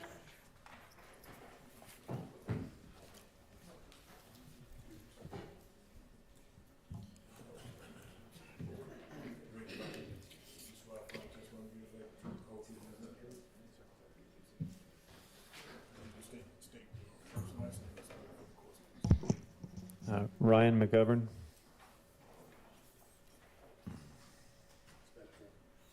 RyanMcGovern. Good morning, Mr. McGovern. How are you? I'm doing well. What type of work do you do? I work at Consolidated Engineering Company. And how long have you been with Consolidated Engineering Company? About 5 years. Okay. Prior to being with Consolidated Engineering Company, where did you work? I had a few different jobs. I was doing rental property management and some construction work, and prior to that, I worked in law enforcement. Okay. And when you worked in law enforcement, what law enforcement agency did you work for? I worked for Atlanta Police in Sandy Springs. Okay. When did you work for Atlanta Police Department? Roughly from about 2009 to 2015. And when you were working for the Atlanta Police Department, did you work in a specific zone? Yes, Zone 3 primarily. What year did you work in Zone 3? Pretty much my whole career, but towards the beginning, I was on a crime suppression team that would bounce around from zone to zone. When you were in Zone 3, did you serve solely as a patrol officer? Yes, ma'am. Okay. And briefly, what were some of your job duties and responsibilities when you were working as a patrol officer in Zone 3? Respond to 911 calls for service and do reports. Okay. I want to take you to 2015, specifically January and September of 2015. Were you working in Zone 3 during that time? Yes, ma'am. Okay. Specifically, I want to take you to January 19th, 2015. Did you have the occasional response at 807 Pryor Street Southeast? Yes. And why did you respond to that location? There was a shooting. Okay. And what happened once you arrived at that location? I spoke with And are you looking at something? my police report. Okay. Would looking at your police report help refresh your memory as to what occurred back on January 19, 2015? Yes, ma'am. Okay. What I'm going to ask of you to do is if does anyone want to see his report that he's looking at? Okay. What I'm going to ask of you to do is just look down at your report, and once your memory is refreshed, then testify from your memory, okay? Yes, ma'am. Where did you respond to? 807 Pryor Street. Okay. And do you recall if you responded to that location with any other officer? Officer Fagan. Okay. And was Officer Fagan a partner of yours, or was she just he or she someone that just responded with you to the scene? At the time, he was just somebody that had responded to this particular call. Okay. What occurred once you arrived? I located the victim. He stated that he had been shot. Was that immediate upon getting to the scene? Yes, ma'am. And did he appear to be in distress from being shot? Yes, he had said he had been shot All right, And- so overruled on that objection. Go ahead. And he had been grazed in the back. Okay. Do you recall what location he was at? Was he able to tell you where he was when he was shot? I don't. Okay. We'll take a look at your report, help refresh your memory as to where he was or where you interacted with him at. I'm sorry. 197 Hendricks. And once you spoken with him, did you see that he was grazed on his back? Yes, ma'am. Okay. Once you spoke with him, what did you do? I called for an ambulance. Okay. And did the ambulance ever come? Yes. And when the ambulance came, what did you do?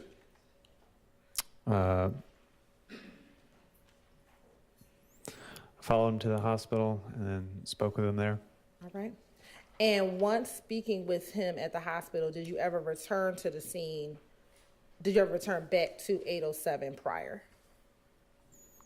I don't believe so. Okay.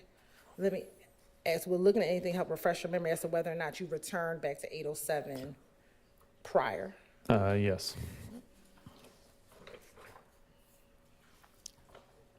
Permission to approach? You may.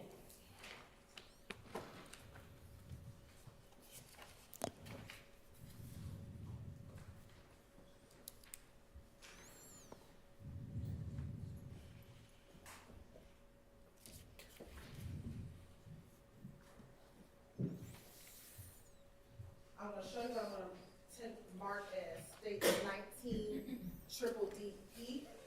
And just take a moment, tell me, look at this report and tell me if it helps refresh your memory as to whether or not you return back to the location.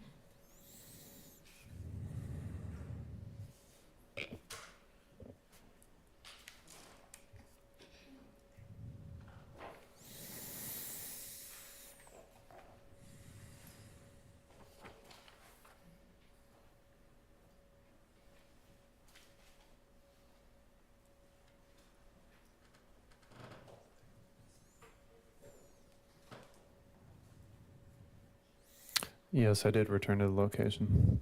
And when you returned, what did you do? I met back with Officer Fagan, Okay. and I gave him some new information regarding Terrence Reese. All right.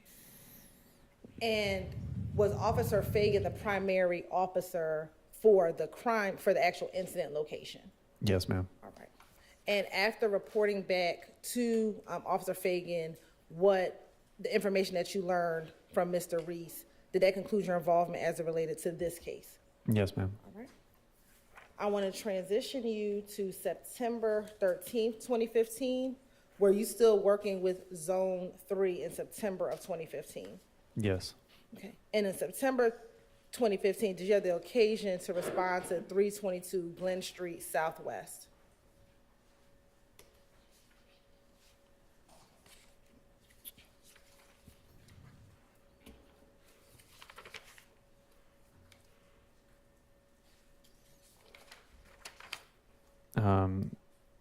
I don't recall. Okay.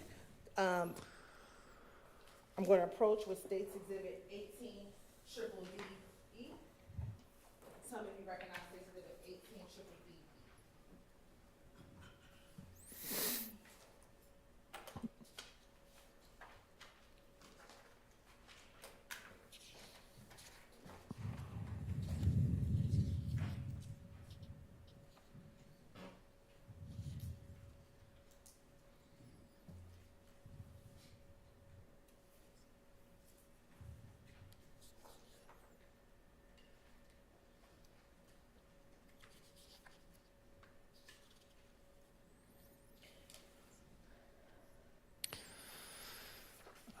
Yes. And why did you respond to that location? There was a shots fired call. And when you respond to that location, what, if anything, did you do? I met with the caller. It was there had been a green store that was struck in multiple places. Okay. And had you ever been to that store previously? Yes, we visited there frequently. And were you familiar with the store itself? Yes. All right.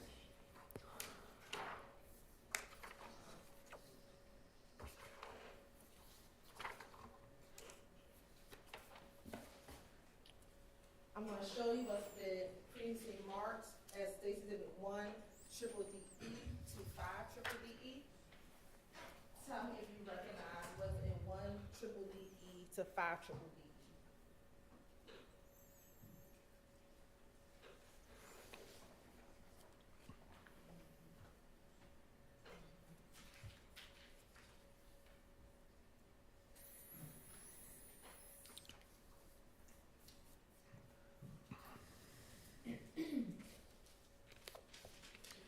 Yes, I remember responding to this location. Okay. And is that a fair and accurate depiction of the green store that you responded to back in September of 2015? Yes, ma'am. Your Honor, this time the state would like to tender Stacy Exhibit 1 triple DE to 5 triple DE into evidence. All right, those are admitted. Okay, permission to publish. You may.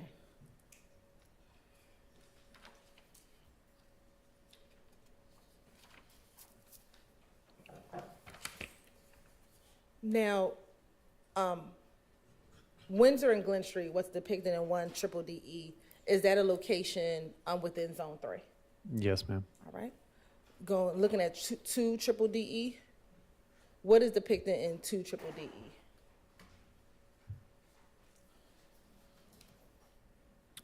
That's the green store that was shot up. Okay. And it's 3 triple DE, 4 triple DE, and 5 triple DE, just different angles of the green store? Yes, ma'am. Okay. And once you arrived on scene, did you see any of the defects that were inside of the green store, or outside the green store, excuse me? Yeah, there were bullet holes. All right. Was there any other damage to anything else at the store?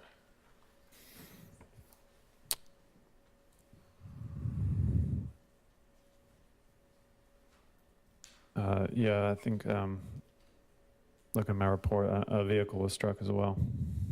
And what type of vehicle was struck? A silver Chevy Malibu. Okay. And once you observe both the building, the defects to the building and the car, what, if anything, did you do while on scene? We roped off a crime scene and notified supervisors, and evidence was collected. Okay. Shell casings. Without telling what anyone said, did you speak with any witnesses while you were on scene?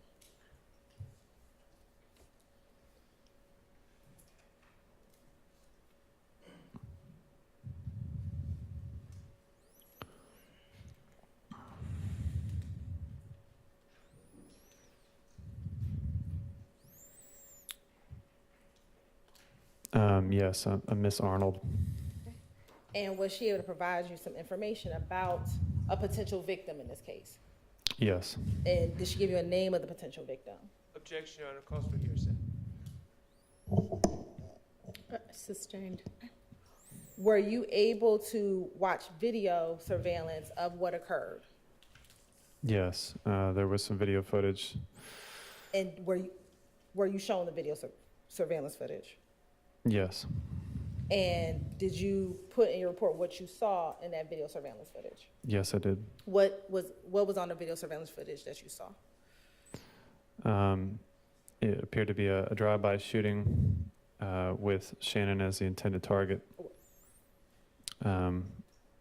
Suspect vehicle appeared to be a reddish maroon 4-door sedan with tinted windows outlined with chrome or silver.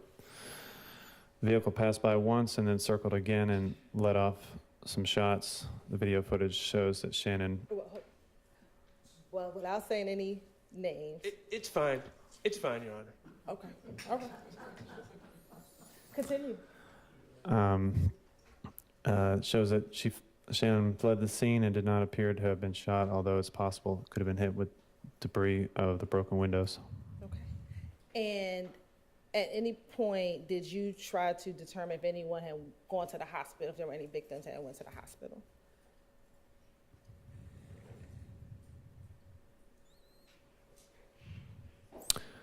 Grady Hospital was notified of the incident, but there was no shooting victims that came around at about that time. Did you ever call out any crime scene techs to come and collect the evidence from that scene?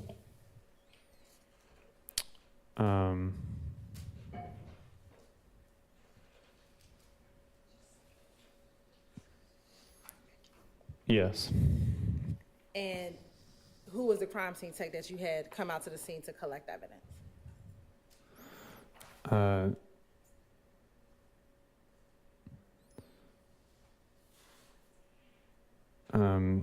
Unit Pebbles and Unit Moore, 7324 and 7340. And after calling out crime scene, would that have concluded your involvement in this case? Yes, ma'am. All right. Court's indulgence. Oh. What was the case number assigned to, I'll first ask you about the case that we're on, the September 13th, 2015 case. What is that case number?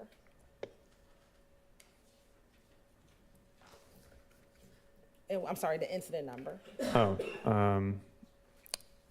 15256-2008-00. Oh, thank you. And then for the incident from January 19th, 2015, what is that incident date? 150192400. All right. Court's indulgence.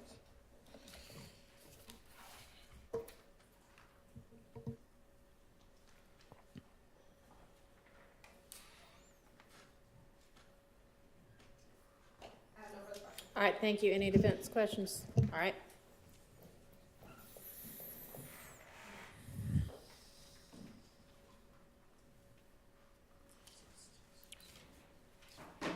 Good morning, Officer McGovern. Good morning. My name is Max Shard. I represent Shannon Stillwell. Sounds like you responded to the Green Store on September 13th, 2015, correct? Correct. And the Green Store is located on Glen Street, a couple hundred yards from McDaniel Street, correct? Correct. Now, you spoke to some witnesses about these shots fired, and you learned that there was a car that drove by, and someone had shot at a Shannon, correct? Correct. All right. Shannon did not, from your understanding, Shannon did not want to do anything except get shot at, correct? I don't recall. Sorry.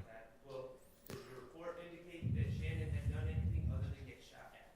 Nope. So, did you look for witnesses? Yeah. And you spoke to a Miss Arnold, correct? Correct.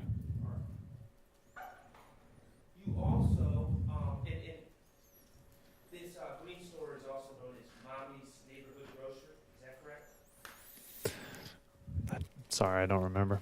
Could you look at the pictures of that Green Store? Is there a sign, is there signage that indicates the name of the store? It says, well, it's partially busted out, but neighborhood grocery, I assume, is what it says. Okay. At 322 Glen Street. All right, great. And did you, after speaking to Miss Arnold, did you look for surveillance video at this Green Store? Yes, sir. Okay. And why did you look for surveillance video? I assume it would just be standard procedure to gather as much evidence as possible. Okay. Surveillance video doesn't lie, does it? No, sir. All right. You thought it was very important as part of your investigation into this incident to obtain that surveillance video, correct? Mm-hmm. Okay. And you spoke to a Maricelis Ayuso, is that correct?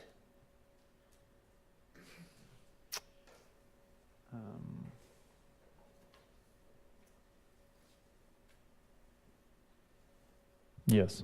Okay, do you know her as Mommy? No. Okay, but she was the owner of the store? Yes. Okay. And you asked her if they had surveillance video, correct? Yes. And she, in fact, showed you the surveillance video of this incident, correct? Yes. The surveillance video was working on 9/13/2015, correct? Correct.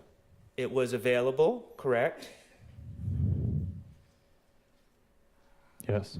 Miss Ayuso was cooperative with you, correct? She didn't make you go get a search warrant or go through any legal process. She showed you the video, correct? That's correct. And you watched the video. I assume so. Well, in your report, do you describe the video? Yes. Okay. Well, you wouldn't have described what was on the video if you didn't watch it, would you? Probably not. Okay. And while you don't know anyone's name from the video, you don't know anyone's name from the video, you confirmed that there was a man that appeared to be getting shot at that ran away from the scene. Mm-hmm. And you weren't sure if that person was shot or not. Correct. Did it appear to you that people were shooting at him? Objection, From reviewing the video, did it appear that people were shooting at him? Yeah, overruled. The video footage. The video footage led me to believe at the time that Shannon was the intended target. Okay, and the video footage, it didn't show Shannon committing any crimes? No. Okay. It didn't show Shannon shooting any weapons? Mm-mm. That's a no for the record? Yes. No, sir. Okay. Thank you. I don't have any further questions. Yes, sir. Anybody else? Vince? No. Any redirect? You were just asked about the surveillance video. Do you know, sitting here today, how long that store had surveillance video footage? No. Do you know, sitting here today, how long that camera kept surveillance video footage? No, ma'am. Do you know if the Green Store had surveillance footage back in January of 2015?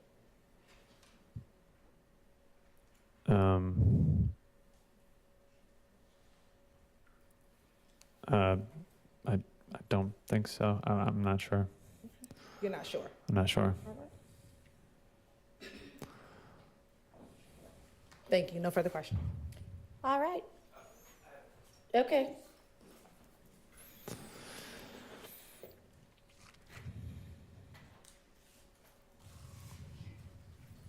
Do you have any recollection of visiting the Green Store in January of 2015? I actually do. The pictures kind of jog my memory. I just remember there being a shooting there, and I remember roping off some crime scene tape and going around asking questions to people. It was, 9 years ago, I believe. Who was the target of that shooting? Do you have that report with you? Which report are you referring to? This thing 9 years ago, January 2015.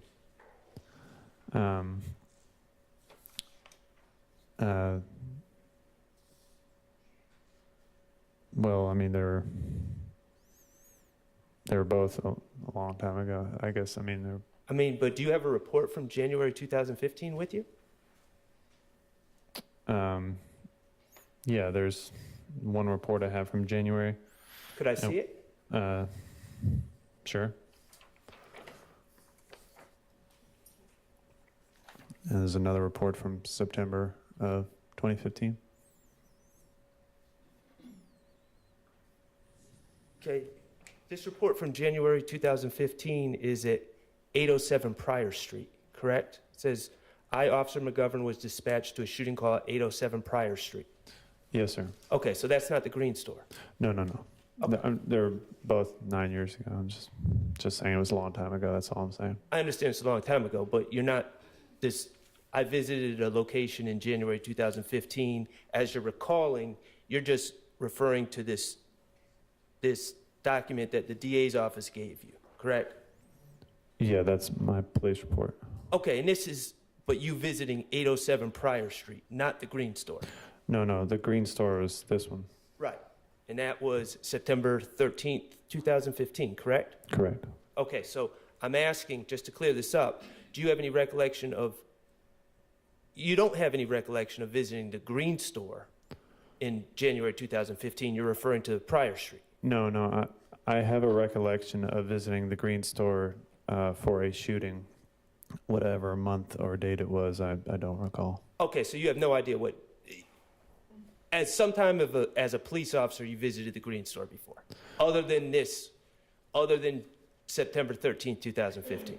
Well, I remember more than just visiting. I mean, we visited it quite frequently, but I remember that particular store had gotten shot up, and I remember roping off some crime scene tape and interviewing some people. Okay, all right. I'm going back to September 13th, 2015. Mm-hmm. When you sought out the surveillance and obtained the surveillance, you thought it was important enough to put that information in your report, correct? Yes, sir. And you did put it in your report, correct? Yes, sir. All right, thank you. May I approach this? You may. Thank you.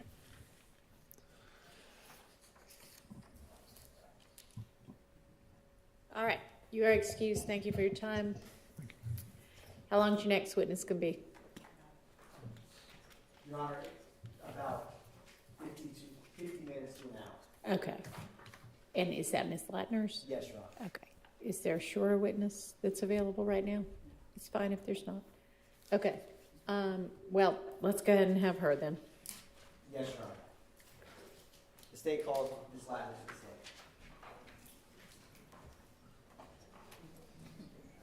stand. He needs to speak up more quickly.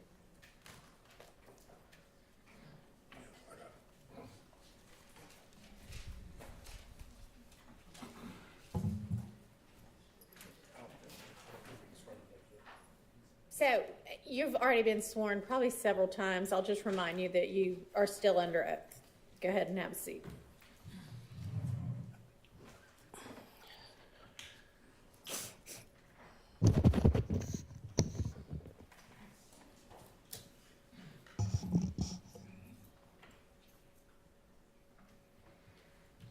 Good morning, Ms. Latner. Good morning. Is this the second courtroom you've had to testify in today? I haven't testified yet in the first one yet. Oh. Well, I'm sorry to hear that, Ms. Latner. With that said, Ms. Latner, before your testimony today, did you and me meet and go over some of the physical discs for you to mark? I did. And We did did. we review a number of CAD reports associated with those 911 calls? Yes. Now, Your Honor, I'm going to approach Ms. Latner's with 124 Charlie, Charlie, Charlie, 124 Charlie, Charlie, Charlie, Alpha, 1 Golf, Golf, Alpha,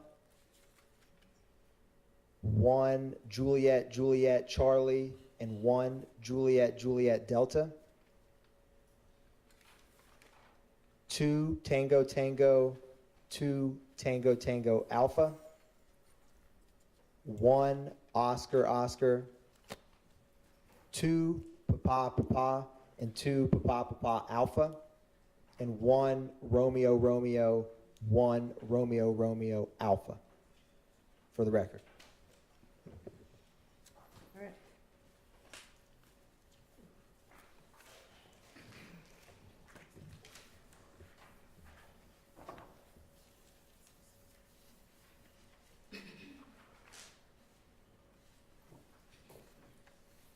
I hope you have the letters all memorized, Ms. Latners, like we practiced.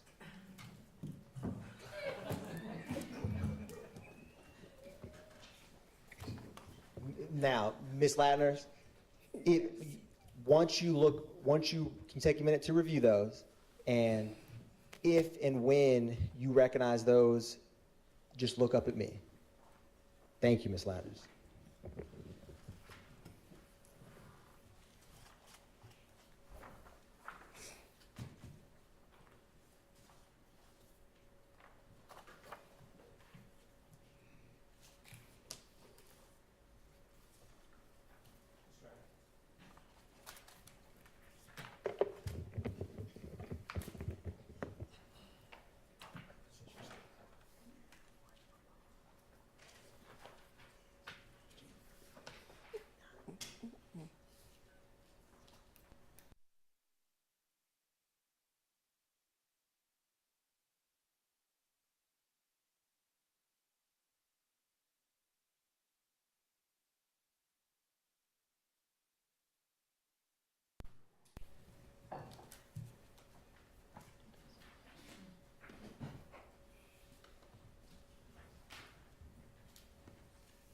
Thank you, Ms. Latners.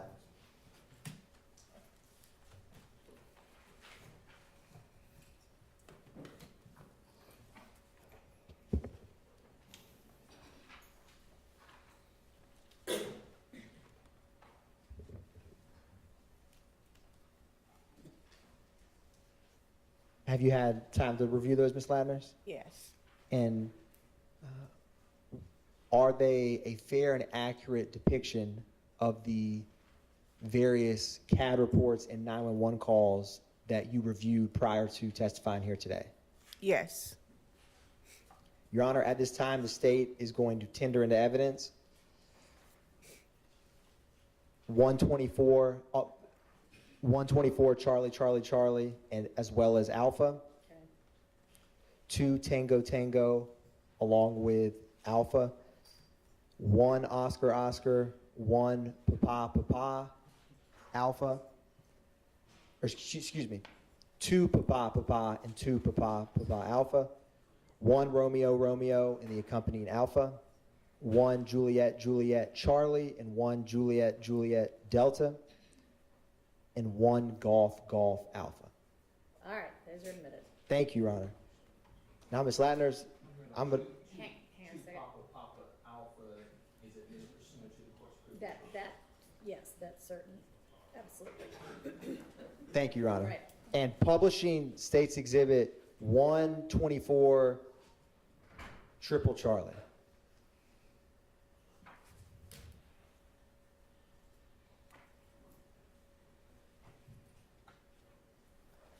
Now, Ms. Latners, what is the date of 124 Triple Charlie? January 28th, 2015. What is the call type that this call came in as? Shot fired. And what was the location? 2905 Springdale Road, Southwest, apartment Peepaw 2. What zone and beat within the city of Atlanta was this call? It's in zone 3, 3 is 11B. And for the record, what is the APD incident number associated with this call? 150280046. Was this officer generated or 911 call? 911 call. What time was this call placed? 12:14 a.m. hours. What time was the call received? 12:16 a.m. hours. When did officers first arrive? 12:48 a.m. hours. And what time was this call cleared? 06:10 a.m. hours. So officers responded around midnight and left around 6. Is that accurate? Yes. Who was the primary officer who responded to this call? Christopher Collins. Now, Ms. Latners, turning to the bottom of page 2 on the CAD narrative, at 12:16:14, can you tell the jury or explain what that indicates? It has what the caller told the operator, caller advised someone just shot up her home. Caller advised rapid fire is going on. And what is the third stanza of 12:16:14 as depicted in the CAD narrative? Repeat that. Right beneath what you just read, Ms. Latners, what is the last call out after what you just read? Bullets coming through her home. And after bullets coming through home, what does it read? Caller possibly has a recording of the continuing bullets.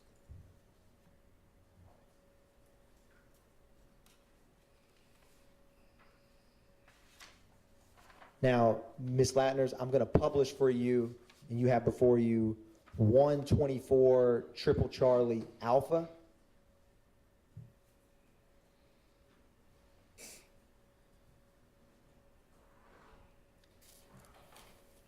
Is this also January 28, 2015? Yes.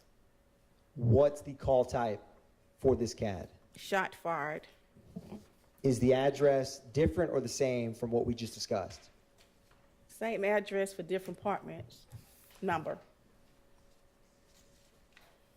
On what time did this call come in? 12:17 a.m. hours.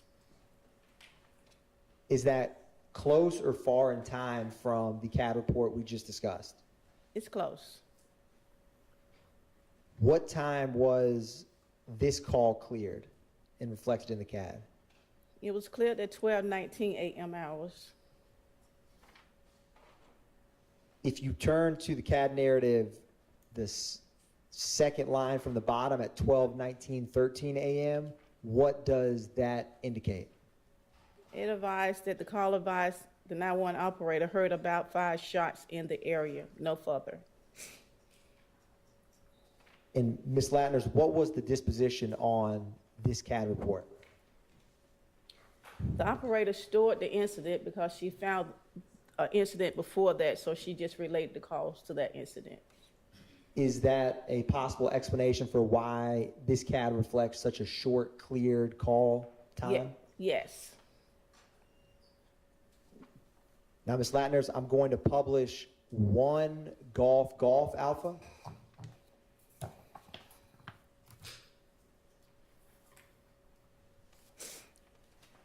What is the date for 1 Golf Alpha? January 26, 2015. Is that 2 days before the call we just discussed? Yes. What is the call type that this came in as? Person shot. What is the location of this call? 1007 Hill Street, Southeast, apartment A, Adam. What zone and beat is this CAD report? Zone 3, beat 304 is beat. Was this citizen or officer generated? A 911 call. And who was the 911 caller? It says resident Freddie Reed. What time was this 911 call placed by Ms. Reed? It shows 21:33 p.m. hour, which is 9:33 p.m. hours. What time was the call received by APD dispatch? 9:33 p.m. hours, 51 seconds. When did officers first respond to 1007 Hill Street? 9:35 p.m. hours. And what time was this call cleared? 4:04 a.m. hours. Who was the primary officer that responded to this call? Alicia Lucas. Allison Leduc? Is that Allison Ledoux, you're right. LEDUC? Yes. What are on the left under that, Ms. Latners? All of those section units, what do those indicate? You indicate the different units that went out of the location.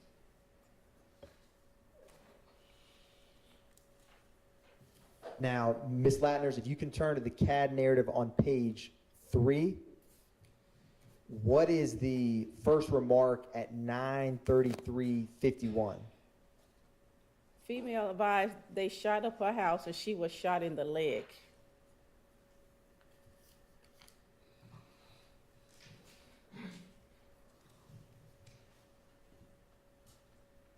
And Ms. Latners, if you can flip back one page to the CAD narrative, page 2, or excuse me, the CAD report, page 2, do you see the time or the call out? It says LC 10:20:43 p.m. It's almost right in the middle of that page to help orient you. 10:20 what? 10:20:43 p.m. Okay. What does the LC indicate? Location change. And what, at 10:20:43 p.m., where was that location changed to? Greater Hospital.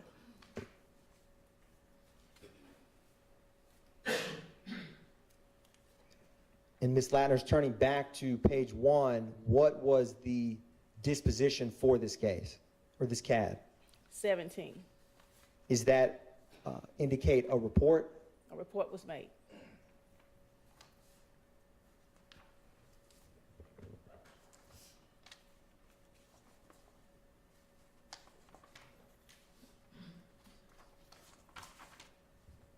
Now, Ms. Latner's, I'm going to publish for you what's already been admitted as 1 Juliet Juliet Charlie.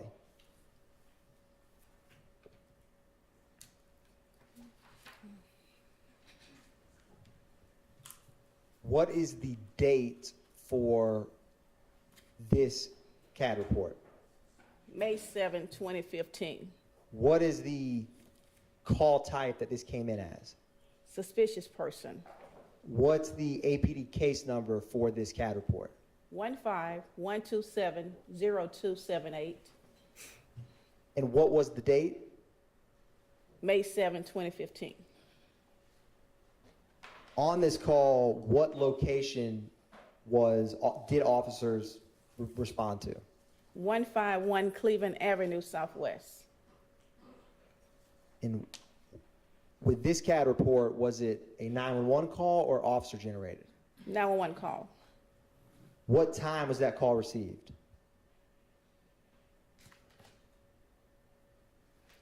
It received at 2:05 a.m. hours. What time were officers dispatched? 2:08 a.m. hours. And how quickly did they arrive? What time did they arrive? 0:10 a.m. hours. And what officer was the primary unit that arrived on the scene? It shows 1312 Baker. What time was this CAD report cleared? 0709 a.m. hours.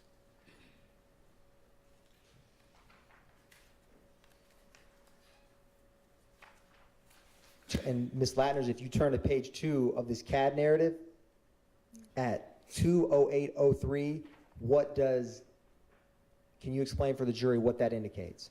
The caller advised the operator, 911 operator, he's at the BP station, black male, approximately 16 to 17 years old, white shirt, red shorts, with a machine gun, driving a black Chevy tag, gave out the tag number. Gun is still inside vehicle. And does that tag, Ms. Latners, end in 880? Yes. Now, Ms. Latners, is one of those discs before you that we admitted 1 Juliet Juliet Delta? Yes. Is that the 911 call that corresponds with the CAD report we just discussed? Yes. Your Honor, the state is publishing 1 Juliet Juliet Delta. All right.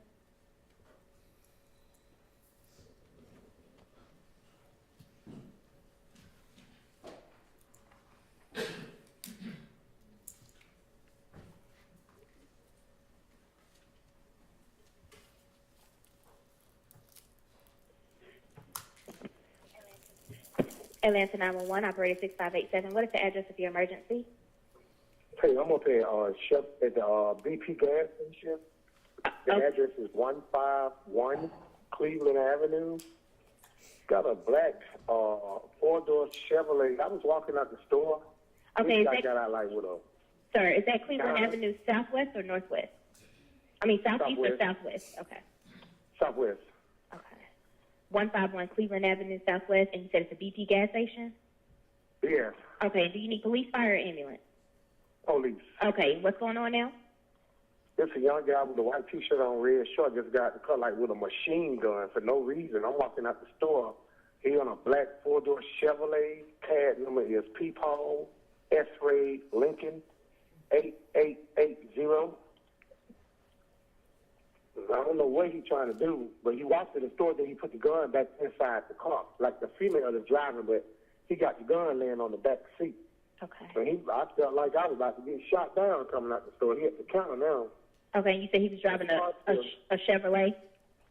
Yes, ma'am. What color? Black. All right. And is it a truck or a car? It's a car, and it looked like he was more about 16, 17 years old. Big old gun. In the store talking to somebody, we can get somebody out here on ASAP. You know, they can catch him before he pull off. Okay. But that's a big old gun. I want my car to be anonymous because I don't know him and he don't know me. All right. I mean, but that's a big old gun he got. And is he still inside of the store? Yes, ma'am. As we speak, he's still inside the store. Okay.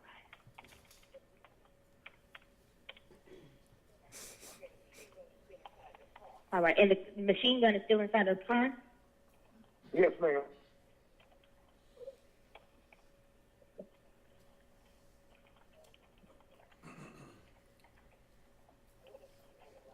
All right. And what does the female look like? I didn't get a look vision. I just saw wild hair on her head. It looked like a female from behind. And is she black Uh-huh. or is she black, white, Hispanic? Both of them black. Okay. So he like he about to walk in the store with it. He goes sticking it down in his shorts and stuff. Then he saw me when I turned around. He jumped in the back seat and put it down on the back seat. Okay. You know.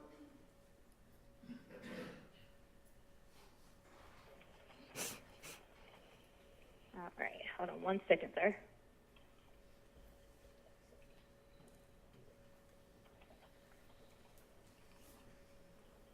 And you said he had on a white shirt and red pants, right? Red Yes, shorts? ma'am. White shirt, red shorts. All right. Okay. And he's still inside the store at this time as well? Yes, ma'am. Okay. Yes, ma'am. All right.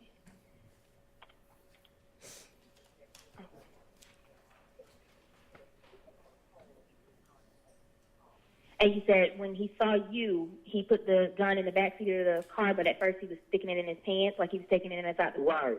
Okay. Right. And me and another guy had said, man, what the, excuse my language, but both of us had said, man, what the hell he called himself to do? Okay. All right. And he's still in the store now, right? Yes, ma'am. Okay. And the car's still sitting out there. All right.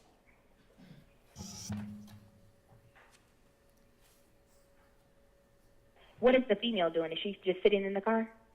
She just sitting on the wheel, yes. I don't know whether it's a machine gun or a chopper, but whatever it was, they had a big old banana clip on it. Okay. And you said he looked about 16 or 17 years old?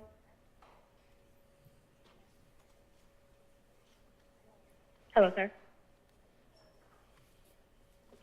Hello, sir. Stopping at 412. Ms. Latners, did we also, or do you also have before you a 2 Tango Tango CAD report? Yes. With 2 Tango Tango, the state's publishing 2 Tango Tango for the jury. What is the date for that CAD report? May 10th, 2019. And what did that CAD report come in as in terms of the call type or description? Person shot. What is the APD incident number associated with this case? 191302224. And what was the location for this May 10, 2019 CAD? 1600 Prime Road, Southwest Atlanta. What zone and beat is that location? Zone 3, 305's beat. And was this a 911 call or officer generated? 911 call, What time was the call placed? 9:35 p.m. hours. How quickly were officers able to get dispatched to that location? Maybe a minute. And when did they ultimately arrive? 9:40 p.m. hours. What type of response time was this person shot call? 10 minutes. What time was this call cleared? 12:29 a.m. hours. Now, at the top, Ms. Latners, what is the disposition and code number for this incident? You have code 10, which they impound the vehicle. 17 and 23, they did a report and they arrested someone. Is 23 the arrest? Yes. Now, Ms. Latners, if you look at the bottom of page 1 in the column, is that, as you had discussed, all of the different units that responded to this call? Yes. You turn to page 2, Ms. Latners. At the bottom, at timestamp 10:03:38 p.m., what is indicated at that time? Advised 3304 location change en route to Grady. And if you turn to page 3, Ms. Latners, towards the top at 10:19:09 p.m., what is indicated at that time? Advised 3304 at Grady Memorial Hospital in trauma room number 4. And at the bottom, Ms. Latners, of page 3 at 12:29:26 a.m., what does that indicate? Advised 3306 cleared the call on the 50. His pull-in was code 10-17-23. Which is the impound arrest and report? Yes. Now, Ms. Latners, turning to page 4 of the CAD narrative, what is the note at 9:36:21 p.m.? Male possible shot. Subject got into a green sedan, green Audi sedan. And immediately below that, what is indicated? Black male, gray Kia, doors open, gray Kia sedan, license plate, Charlie John Baker 1950. And a few minutes later, Ms. Latners, at 9:38 p.m., what, can you explain for the jury what occurs at that time frame? 7300 unit advised a person on fleet on foot towards the apartment complex. What do you see no further 78 Sierra? No further 78 on the subject. And what does that mean in CAD parlance? They have no more description of the person. Now, 1 minute later, Ms. Latners, at 9:39, what is the CAD call out at that time frame? Advised left vehicle on prior near three-way grocery store. And about 4 minutes later, a couple lines down, Ms. Latners, at 9:43 p.m., what occurs at that time? Vehicle is shot up. And do you see the unit number 7171 also at 9:43? Yes. What does that unit advise at that time? 3303 advised shot in the neck. Someone shot in the neck, alert, conscious, and breathing. And 3 minutes later, at 9:46 p.m., what occurs at that time? 3303 advised suspect exit vehicle possible towards Amer Drive. And Ms. Latners, 4 minutes later, at 9:50 p.m., can you explain what occurs at that time frame? 3309, which is overtime unit, advised Pride and Thornton shut down. They're trying to shut down the intersection. And when it says MARTA notified, is that MARTA police or something else? That's the MARTA bus line. When we shut down a location, we advise the MARTA bus station that we're shutting down the locations. Now, Ms. Latners, about 9 minutes later at 10:01 p.m., unit number 6181, what occurs at that time? They request K9 units out to the location to do a search with the dogs. Does, at 10:08 what does it indicate when it says GAT on scene? That's a specialized unit that's doing the search with the dogs and the, it's more like an undercover units. Understood. And about 6 minutes later, Ms. Latners, at 10:14 from unit number 6181, what occurs at 10:14?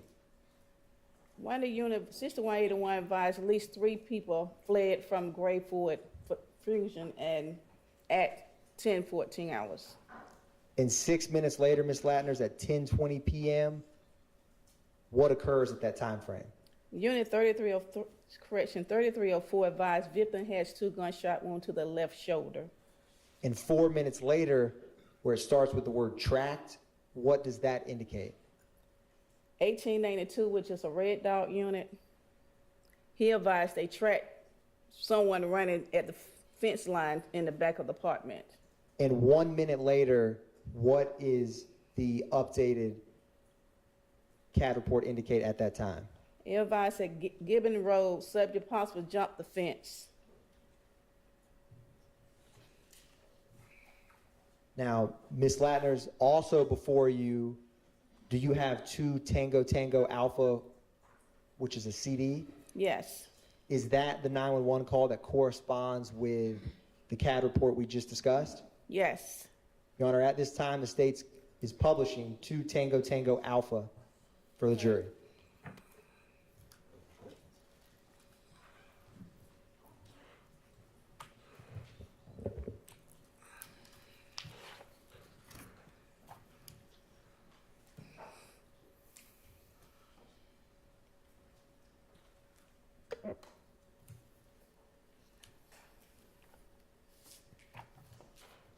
Your Honor, can we close out the share for the Zoom pros?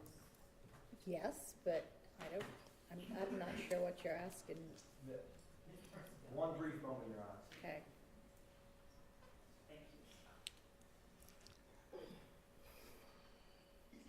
The computer just froze, Your Honor, but we have it back up and running. Okay.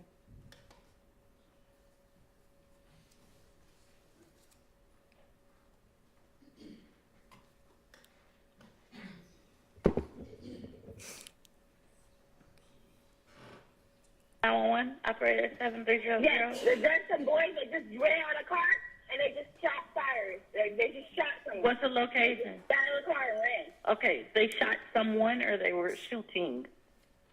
Already shooting someone. Okay, what's the location?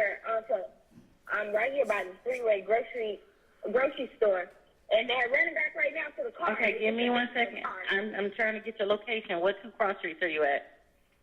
I'm at Pryor Road in Clare, and just as we turn out Clare, right by the Pryor Road in Clare? Yeah. They're running right now. Okay, was someone shot or are they just shooting? They just and it looks like they shot at some boy. I don't know. I just ran past it. I'm by the car right now. What's the color, make, and model of the vehicle? It's an Audi, but I'm like away from it because What color is it? Like a gray or blue.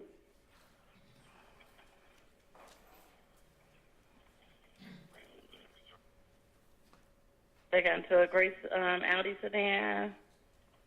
Yep, 4 doors. It's like the light time. Do you have a license plate number? I can drive back around. How many boys are there? It was like 3. I don't know if anybody's in the car. Like the door is open. Black male, black, white, Hispanic, or Asian? Probably black. Yeah. Oh, and that's a Kia.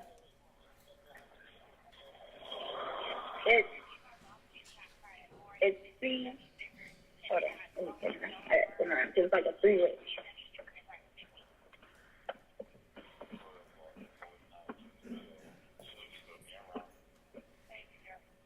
I'm still here. Give me 1 second. It's CJBL 1950. CJB 1950. Okay, that's Charlie John Bravo 1950, and it's a gray Kia sedan. Yeah. And you said the males left. What direction did they run in? Oh shit, that's just they went, I guess, what is this, north, south? I mean, on Pryor. Okay, so they went So on. it's forks off, right? Okay, So they went on Pryor. towards what? Like, give me somewhere where they went towards a place or a street. To the right, there's apartments over here. There's just a fence. There's a three-way grocery store right here. And Give me 1 second. I'm still here. Bear with me 1 they second. ran toward these apartments. Give me and the- there's the shoes. The little boy's shoes. They only took off the shoes right there. Okay, give me a description of some of the males. You said they're black males. What are they wearing? They hoodie and regular clothes. I mean, I was far away. I couldn't identify them. Okay. But we're by the park place. They left the Park vehicle Place near. They left the vehicle near the grocery store. Yep, right here on Pryor Street, like when it forks off to the right. And what was that grocery store name? Three-way grocery store. Did you want to meet with police when they get there? Excuse me? Did you want to meet with police when they get there? No, I'm gone. Okay. I didn't see anybody. Thank you I didn't go by the car remotely. Okay, thank you so much for calling. If anything changes or you see anything more, can you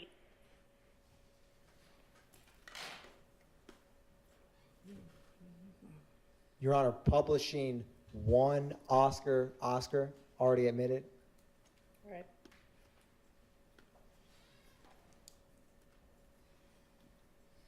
Ms. Latners, do you have before you a CAD report marked one Oscar? Yes. What is the date for that CAD report? April the 26th, 2019. What was the location that officers responded? 741 Morosco Drive, Northeast Atlanta. Now, was this a 911 or officer-generated call? Officer-generated call. What was the zone and beat for that 751 Morosco Drive? Zone 2, 211 speed. What time did the officer generate this call? 12:39 a.m. hours. And is the dispatch time the same time as when it was received? Yes. What time was this call cleared? 05:06 a.m. hours.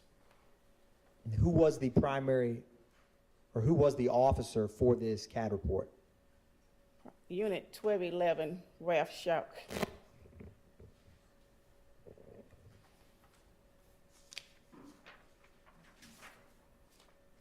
Is this a 10-minute response call? Yes. And what was the call type and description for this? On page 3, he advised he was flagged down for this call. And Ms. Latners, what was the disposition ultimately for this CAD report? 17, report made. And did additional officers ever arrive with Officer Suck? Yes. Roughly how many? I see 5. And Ms. Latners, if you turn to the CAD narrative on page 3, do you see the time at 12:39:33? Yes. Can you explain for the jury what happens after you had just mentioned he was flagged down? Unit was flagged down. 1290 assistant supervisor. He copied the call. Officer advised his dispatch at the time possible person was shot in the parking lot. In the parking garage. And was it in the, does it give any description of what level of that parking garage they are at? The bottom level of the parking garage. And Ms. Latners, at 12:45 a.m., what do those code changes indicate? Well, the unit investigated the call, found out the person was not shot, the person was robbed. And what is 44 Papa? 44 is a person robbed. And at 12:45, when it says victim not signal 50, He's not shot. and at 12:52 a.m., what is indicated at that time? Perk left in a black Ford Mustang.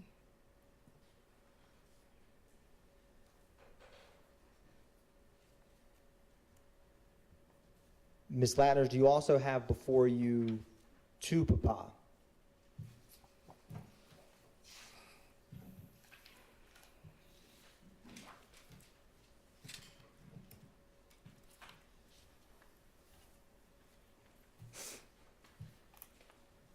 What type of, or let me ask you this, what is the date for this CAD report and publishing 2 Papa at this time?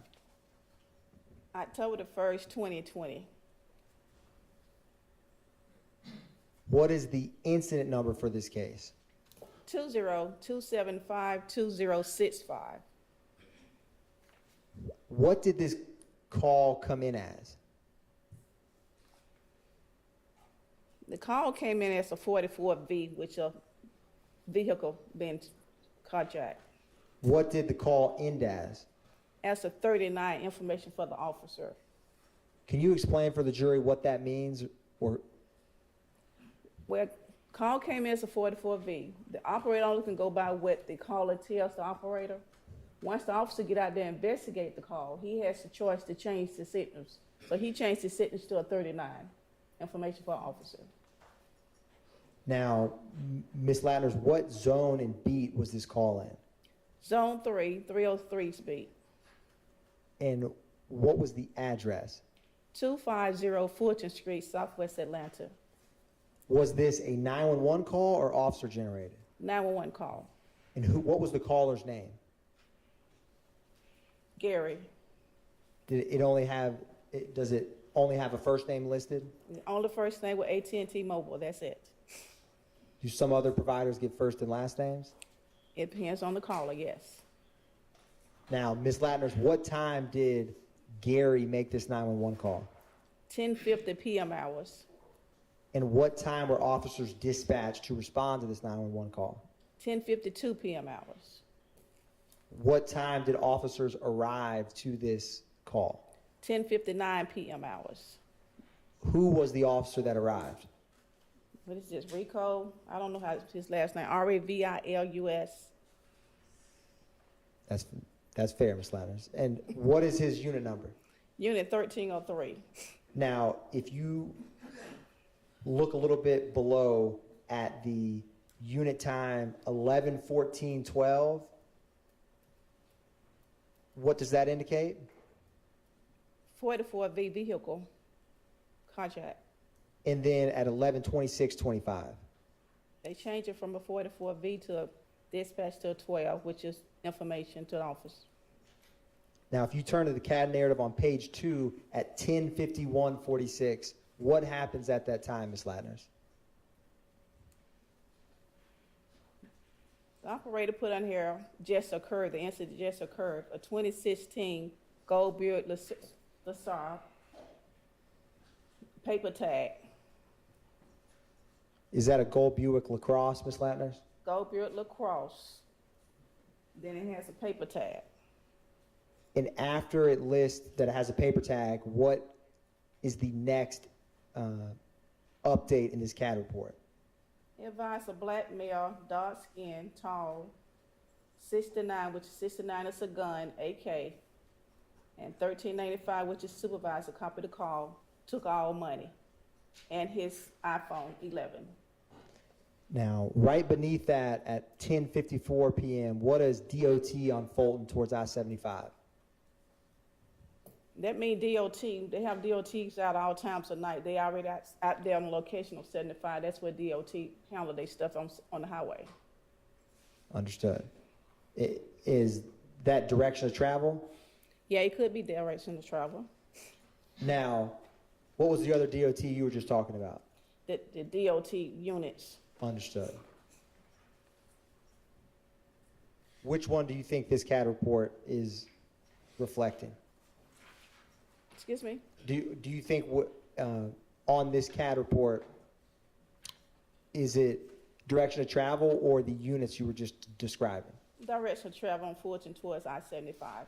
And after that direction of travel is provided, what is the next update 1 minute later at 10:55 p.m.?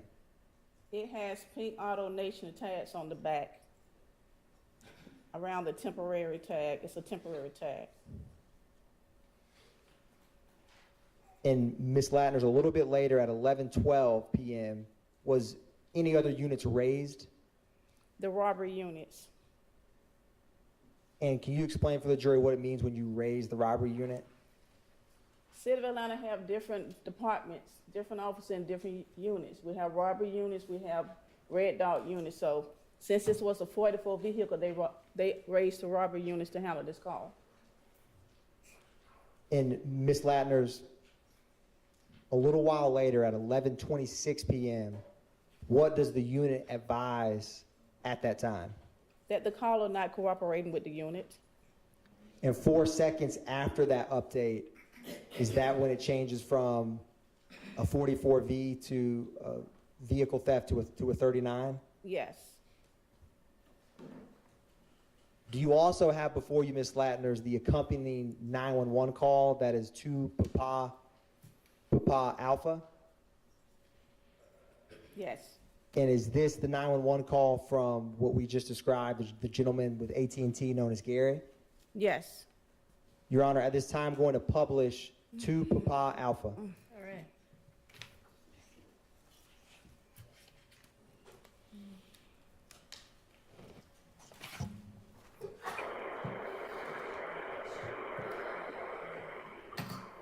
Atlanta 911. Yes, I just got robbed. Where are you? What's the address right here? 250, who? 250 40th Street. What happened to you? Got everybody coming to you. What happened? I pulled up to meet my nephew homeboy, and him and his homeboy robbed me. Your nephew robbed you too? No, his homeboy. My nephew locked up. Okay, what I pulled up to give his homeboy some money to put on his book, and he robbed me. I got you. Was it by gunpoint? Yes. Okay, what's the apartment? They got my car and everything. They took my car and everything. Okay, so you were carjacked? Yes. Okay, listen to me. What's your name? My name is Gerald Holland. Gerald? Gary, G-A-R-Y. Gary, what kind of car you got? 2015 Buick LaCrosse. 2016? Yes, Buick LaCrosse. What color? It's gold. Okay, gold Buick LaCrosse. Anything hanging from the rearview mirror? Any special tires? No, it's brand new. I just got it a month ago. We got a digital tag on okay, it. what's the tag number? It's a digital tag. It's a paper tag. Okay, but that's tell me. I gotta know. Hold on, I'm gonna be looking for it. Anything else when you hang from your rearview mirror? No. Okay. The guy, now, since you came up to pay him, right? Listen to what I'm asking you. What did he look like? So I know who's in that car. He's short. Black the male? one who jumped in my car. The one that jumped in my car was dark and tall, like about 5'8". Black male? Yeah, hoodie on. Dark yeah, black skin? male. Yeah. Okay, and he's tall? Yeah. What's he got on? I don't know, man. That's okay, no, you're doing good. You're doing good. So he had on a hoodie. Okay. Yes. You're doing really good. What about his number? My phone. Oh, good. Okay, that's good too. He took my other phone. He don't know I had my other phone in my pocket. That's what I'm talking about. Gary. You're doing good. As long as they didn't hurt you. He had a weapon, correct? Yes, they had an AK and the other one had a handgun. You serious? The one that got in your car got an AK? Because I didn't know when the police pulled him over. The one that got in your car, does he have an AK or a handgun? AK. One got an AK, one had a handgun. Both in the car with you, right? Both what? Both guys are in the car? No, one is in my car, the other one's in the other car. Now, the one that is in your car, does he have the AK? I don't know, man. I walked this up in the That's door. okay. I don't know. No, listen, you're doing good. No, I'm doing a lookout. So we're giving everybody, I'm telling everybody on the radio what's going on, okay? Because we're coming to you. Don't worry about that. But I want to try to find him. Okay. I know I had my phone good. Like, I didn't know me. He took my phone. Okay, I just need you. You're doing really good, Gary. I need you on this recording line. Okay. All right. So you came to pay. Well, how much did you give him? said I want money. Okay. I want money. Okay, gotcha. I haven't even given, you know what I meant. Okay, now what kind of phone did they take from you? iPhone. Okay, iPhone. iPhone 11. iPhone 11. That's good. That helps me a lot. But they're gonna have to explain it. Okay. 6, 7, 8. Do you know which way they went? They went down 4th Street, like towards 75. 6, 7, 8, 7, 8, 8. Okay, on 4th towards 75 north or south? 7, 8, 8. 5, 7, 5, 4. No, don't worry about the phone number. I need you to pull towards 75. Yeah. All right, you doing good. Are you hurt or anything? You need an ambulance or anything? You all right? No, man. Yeah, I'm good. That's okay. You know, your object is to go home. Okay. All right. And I got you on here. It's going to be a 2016 gold Buick LaCrosse with a paper tag, correct? Let me ask you something. Where'd you buy your car from? Auto Nation. So is Auto Nation. Is Auto Nation on the back? Yeah. Good. Okay. It says. What? No. Who is that behind you? Hold on, baby. It's a female right here. Okay, tell her, hold on for me. It says Auto Nation on the rear bumper. That helps. It's a pink. Okay, so a pink Auto Nation tag, that helps. Okay. Yeah, okay. They are already rolling to you, and they're looking too. Pink. Okay, then your nephew, does he know them, or did you just call you on the phone and tell you that lie that he was in jail? No, I know you locked up. So he called me like, no, I said give him some money on his book. I pull up and give some money to put on my nephew's book. Gotcha. Wow, sorry about that. All right, we're on the way. I'm going to look out for your vehicle. We'll be there in a minute, okay? I want you to stay where you are, Gary, okay? Gary? Yes. We're coming to you. Stay where you are, okay? Okay. All right.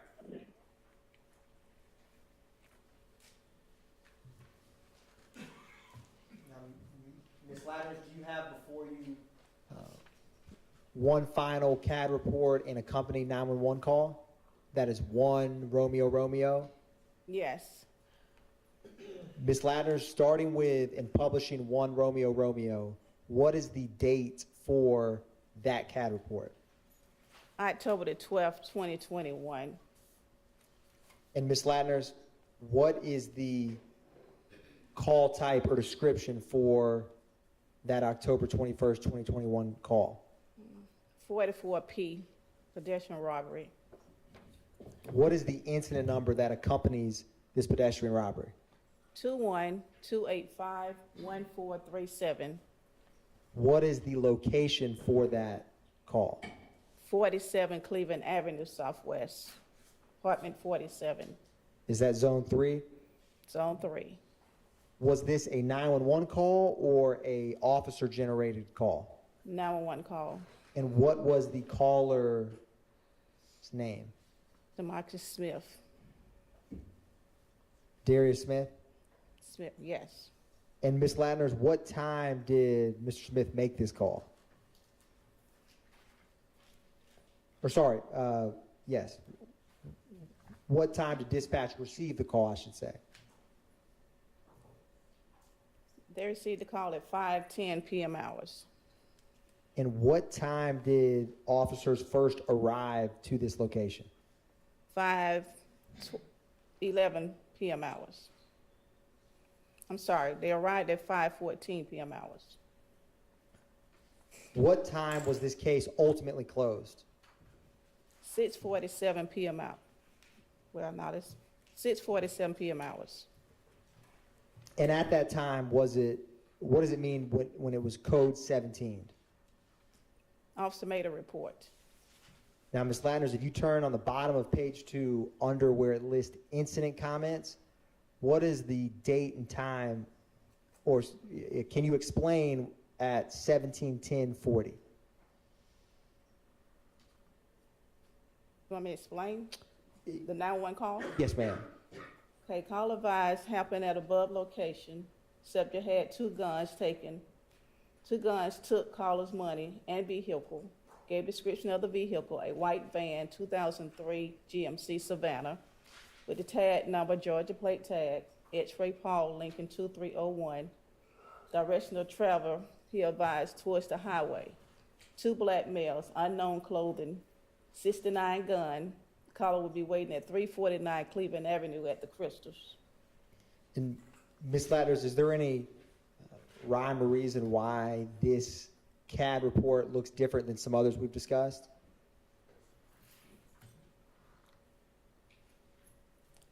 Well, it all depends who print the CAD report out. Understood. If you were printing CAD reports, which do you like, this version or the ones we've discussed earlier this morning? Sustained. Your Honor, the state is going to publish 1 Romeo Romeo Alpha. And is that the 911 call, Ms. Latners, that goes with this pedestrian robbery? Yes.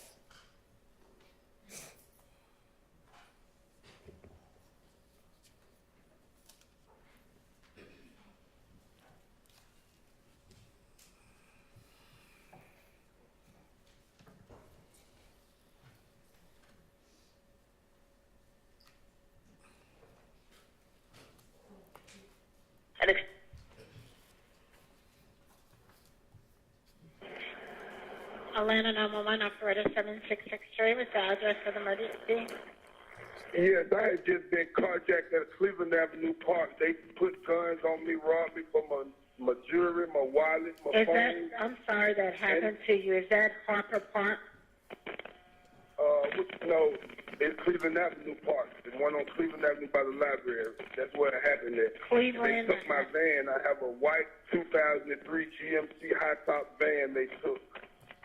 Tag number X. Hold on, sir. I don't mean to be sounding like I don't care, but you're actually talking a little too fast for me to type it, okay? I'm still trying to get the address to where you are, okay? Yes, I left from there, ma'am. I left from there. Okay. Where are you now? And they got my van, my wallet, everything. Yeah, but you don't need to follow them, okay? It's not worth your life. I know I'm not trying to follow them. I'm not. I'm just trying to get back to this location. When you say I'm trying to get back to this location, what location?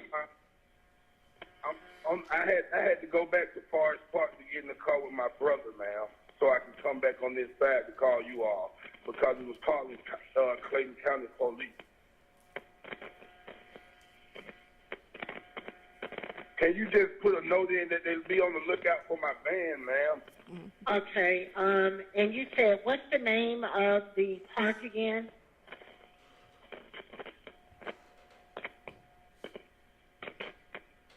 Hello? Caller, are you there?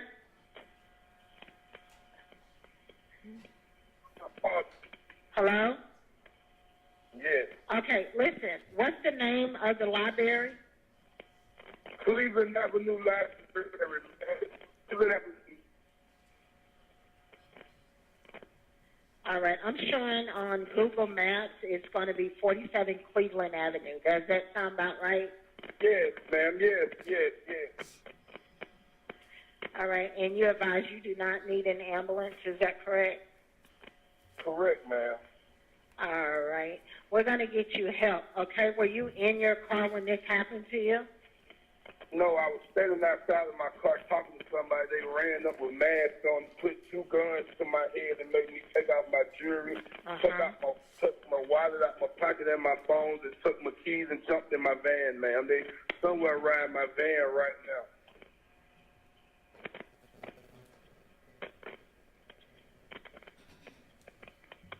And, okay, and your vehicle's a white van? Yes, it's a 2003 GMC Savannah. Tag number, X-ray, play, Okay, Larry. don't say it like that, okay?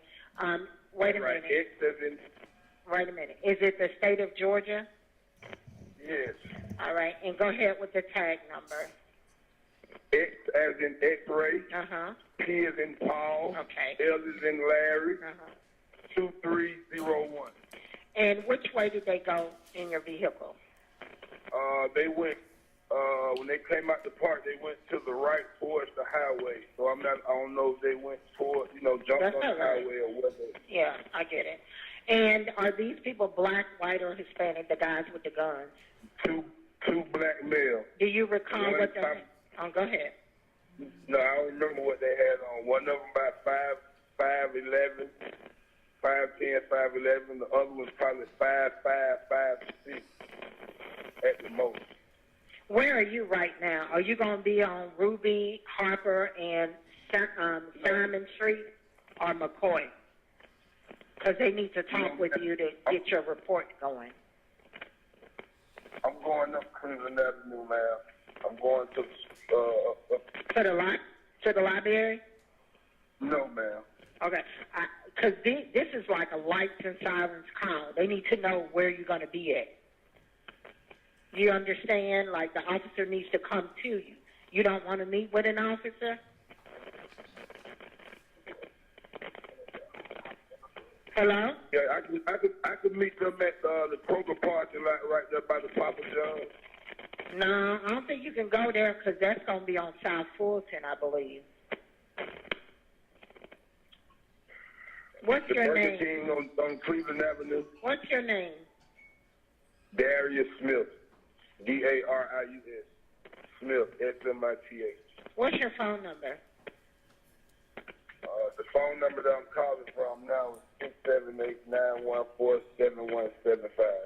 Okay, so we got, before I need to find out where are y'all going to meet with an officer, because now I got to Google the address to the Burger King, unless you know it.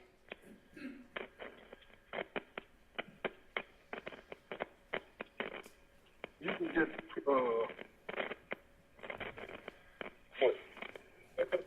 yeah, the Crystals on Cleveland Avenue. So you want to change it now to the Crystals on Cleveland? Yeah. Hold on, let me Google that address. It's long for y'all to keep the system. Well, do you have an address for 911? Yeah, 349 Cleveland Avenue, man. 349 Cleveland Avenue. Cleveland Avenue, southeast or southwest? I'm not sure if it's southeast or southwest, ma'am. It's just Crystals on Cleveland Avenue. It's the police been right across the street.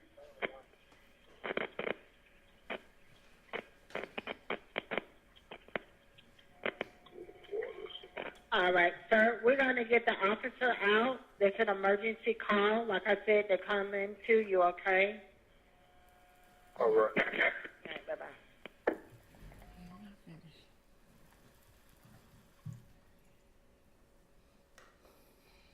Thank you, Ms. Latners. Your Honor, no further questions by the state. Thank you. Defense attorneys have questions for this witness?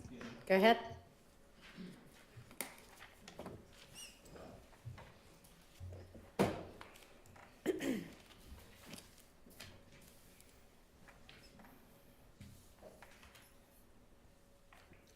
Good afternoon, Good afternoon. Ms. Latners. Ms. Latners, I want to ask you some questions concerning various matters here this afternoon. I'd like to begin, Ms. Latners, with an October 1st, 2020. That's going to be a CAT report that's been put into evidence as 2 Papa.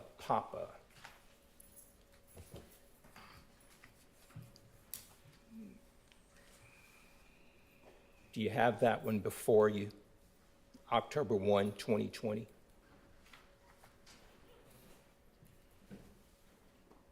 Yes. Okay. Now, you've testified numerous of times in this case this year, correct? Correct. And we have heard today numerous 911 calls, right? Yes. We've heard numerous 911 calls throughout this trial, correct? Yes. And the callers that are calling in, they are giving information to the 911 dispatcher, right? 911 operator. The 911 operator, correct? Correct. They're giving a story. They're telling a certain story of what they say happened, right? Correct. Sometimes it's true, correct? Correct. Sometimes it's not true, right? Correct. Okay. Now, I want to direct you to October 1st, 2020.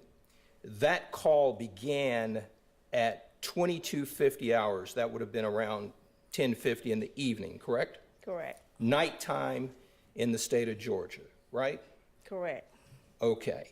Now, I want to direct you to page 2 of that CAD report.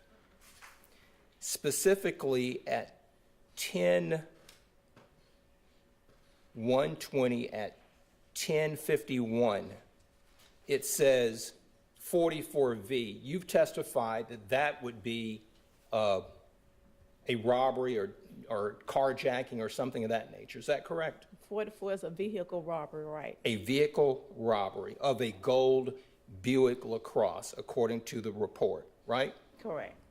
The caller indicated that his name was Gary, correct? Correct.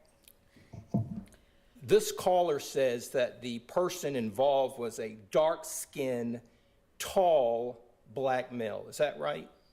According to the CAD report? Yes. And according to the information that was given to the 911 operator, right? Correct. Okay. Now, during the course of this CAD report and the officers being out there, there was an officer who responded, right? Correct. And according to the report, the officer that responded was a Officer Revillis. Is that right? Correct. Okay. This CAD report documents a time frame from 22:50, 10:50 hours, to 23:26 when it says it's cleared, correct? Correct. Little under an hour, right? Correct.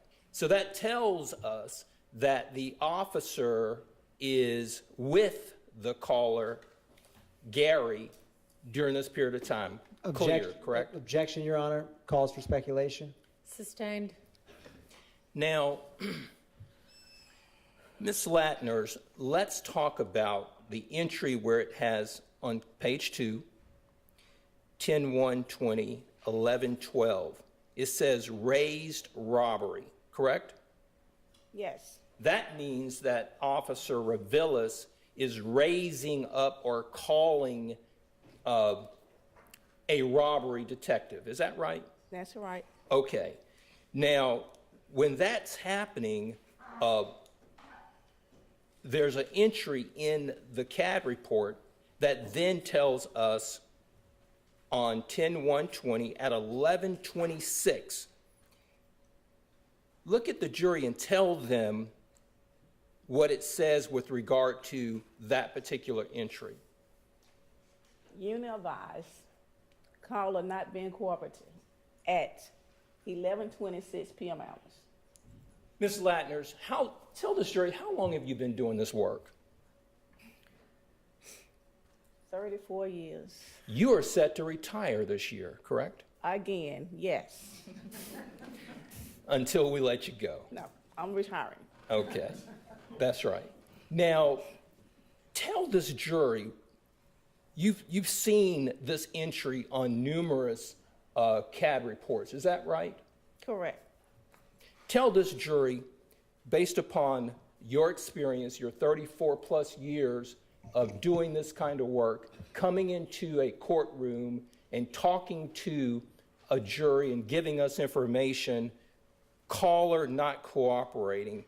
Tell this jury what that means. Objection, Your Honor. Relevance and compound.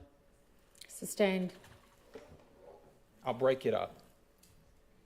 Ms. Latners, can you tell this jury, based upon your experience as a 34-year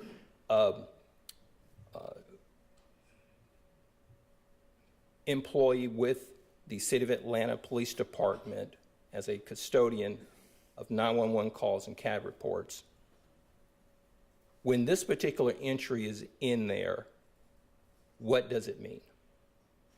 It means 911 operator only can receive what they get from the caller.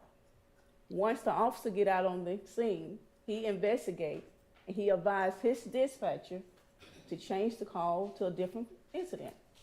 Okay, And she does what he asked him to do. okay.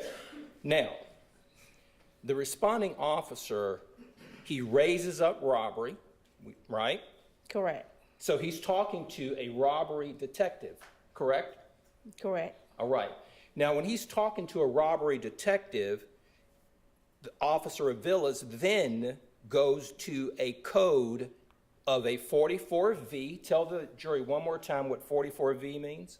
44V is vehicle carjack. Now, we have gone then on this report within that hour from a vehicle robbery. Tell this jury what 39 means. Objection, Your Honor. Asked and answered. Overruled. I mean, it may have been, but I'm going to permit it. Tell this jury what 39 means. Information for the officer. That means that he gathered the information that he needed and he changed it to a 39. So the officer who's on scene, correct? Correct. On the scene with Gary, correct? Correct. On the scene getting information, correct? Correct. It starts out as a robbery of a vehicle, right? Correct. On the scene at that location, the officer and the raised robbery detective, they change it from an armed robbery to an information. Is that correct? Correct. And information is not a crime, correct? Correct.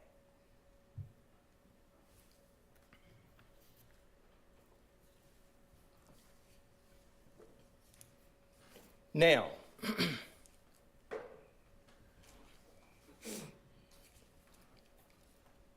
we heard a call, a 911 call, associated with the same 10-1-20 incident, correct? Correct.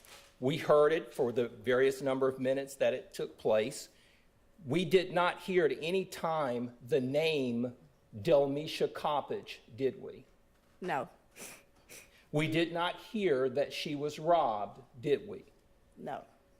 We did not hear that her vehicle was stolen or carjacked or robbed, did we?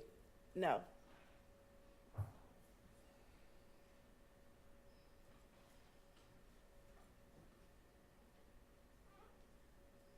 Did we hear any description of any vehicle other than a 2016 Buick LaCrosse? No.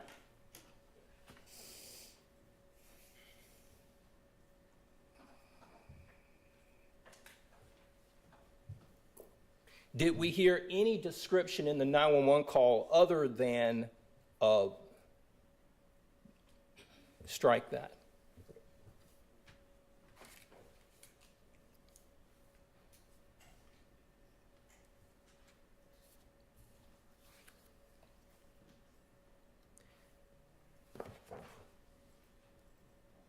Ms. Latners, let's move to a different report. Ms. Latners, let's move to April 26, 2019. That's going to be one Oscar. You tell me when you have it.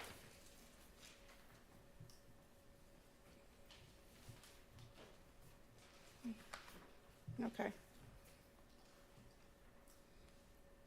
You have it, Ms. Latners? Yes. Okay. You didn't prepare the report, right? Yes. You didn't make any of the entries, correct? Correct.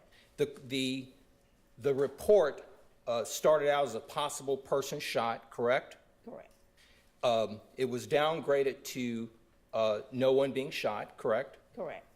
Now, there was no description of a perpetrator on the report, correct? Correct. It stated that there was no information or a tag number given to this vehicle that is alleged to have been involved, correct? Correct. And this entire time frame was from 12:39 a.m. to 5:06 a.m., correct? Yes. Now,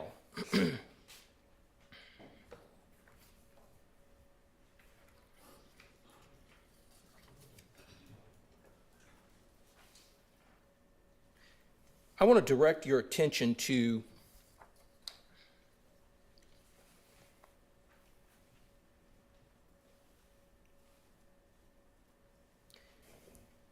page 3 on the CAD narrative. I wanted you to go down to April 26, 2019, 12:49 a.m., 7078. You see that entry, Ms. Latners? It says gate code 478. Gate code 478. Correct. Can you tell this jury gate code 478? Tell this jury what that means. It means the department held a gate around it with a code.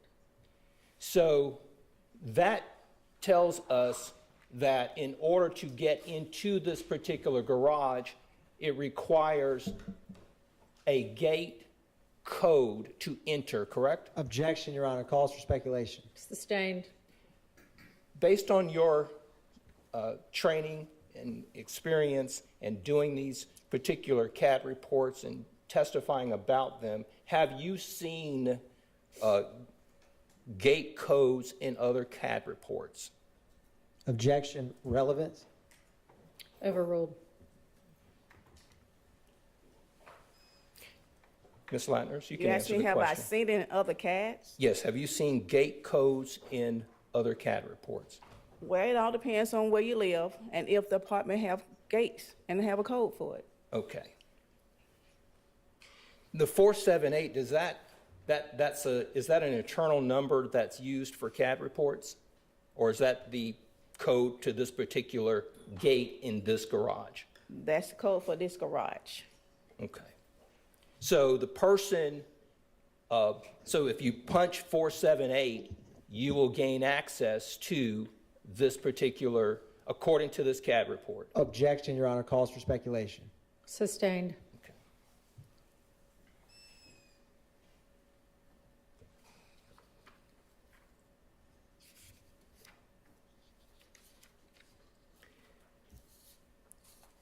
Did you see gate code in the CAD report that we talked about for the 10/1/2020 CAD report? No. And this was are you familiar with 741 Morosco Drive, Ms. Latners? No. Okay.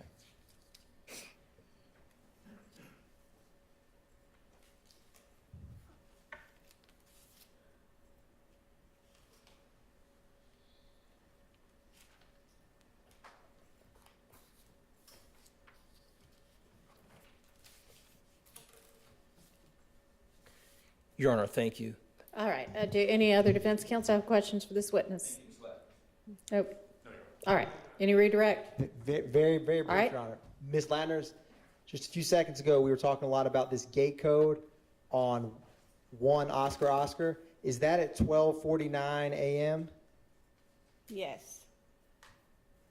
What is the line 3 minutes after that gate code line? Person left in a black Ford Mustang. Does it say perp or person? Perp left in a black Ford Mustang. Now, Ms. Latners, going back to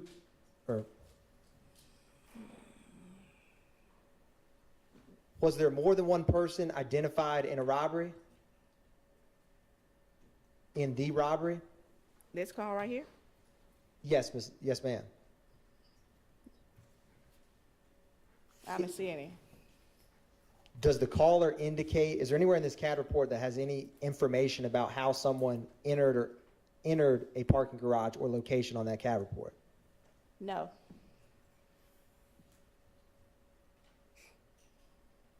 Is there any information at all about, is there anything else other than just that line of the gate code 478?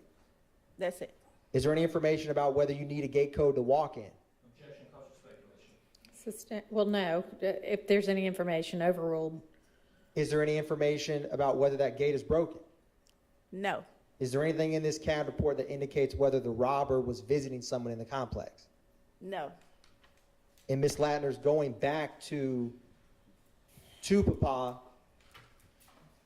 when a call comes in, on cross-examination, you were asked about some information's true, some information's false. Do you recall that? Yes. Is there any way to know when someone, before officers arrive, what's true or not true about what a 911 caller is stating? No. And from the 911 dispatcher's perspective, do you try to determine if what is being said is true or not true before you respond? It's not their job. And is the initial officer's perspective of an on-scene victim the end of any further investigation? You can answer that if you know that from your personal knowledge. Repeat the question. If an officer, do you remember on cross, you have discussed about the 44V being changed to 39 info for officers? Correct. In Atlanta Police Department protocol or procedure, if you know it, does that stop a case? Can no for Overruled. Based on your own knowledge. Can you complete the question, please? Yes. Can further investigation by the Atlanta Police Department be done on a case where the initial officer changes the call to 39 info for officers? Overruled. Yes.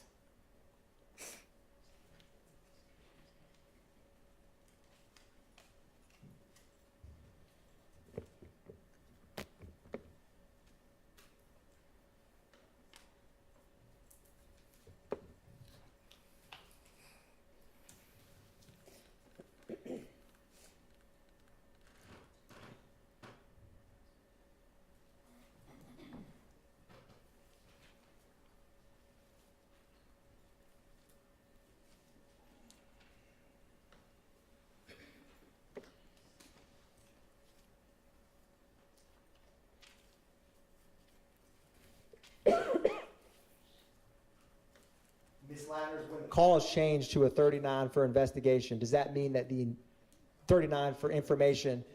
Your Honor, objection, it mischaracterizes the 39. I misspoke, Your Honor. My apologies. When a call is changed to 39 information for officers, I misspoke and said investigation, which I believe is 12. But all that aside, Your Honor, and Ms. Latner, more importantly, does the investigation stop? Does that mean the investigation is over? Objection, Your Honor, has been asked and answered. Sustained. No further questions, Your Honor. All right, any recross? No. All right, thank you for your time, and you are excused. All right, it is time for us to break for our lunch, so we will do that, and we'll plan to be back here. It's almost 1 already, so let's say 2:15. See you then. All right.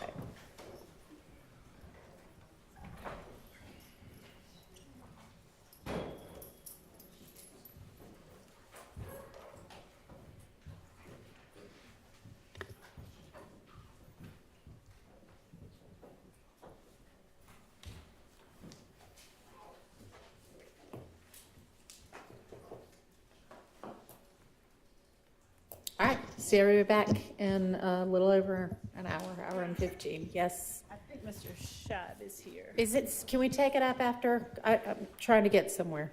Okay. All right, see you at 2:15. Thank you.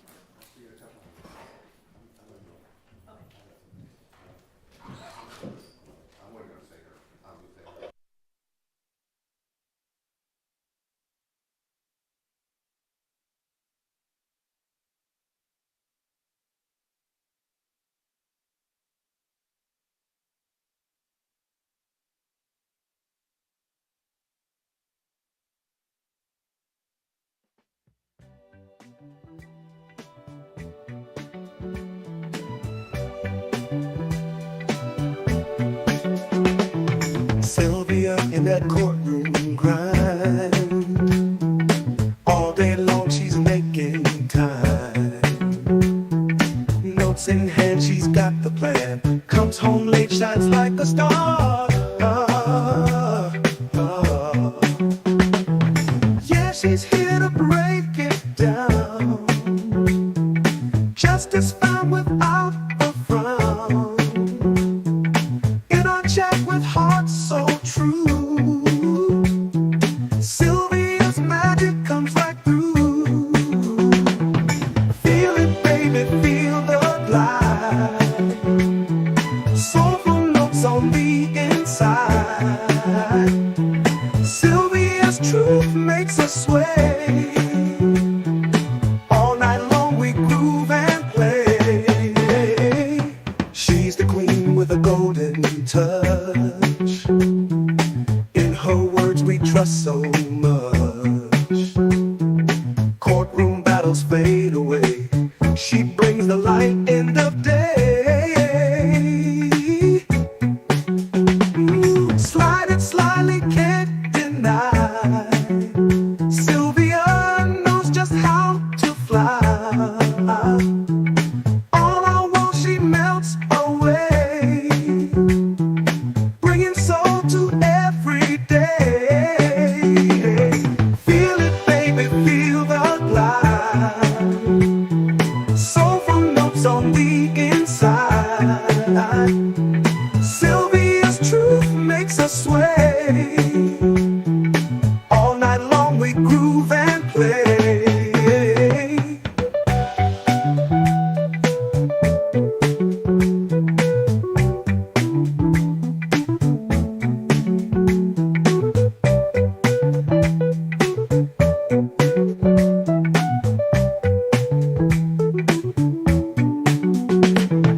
Feel it, baby, feel the glide.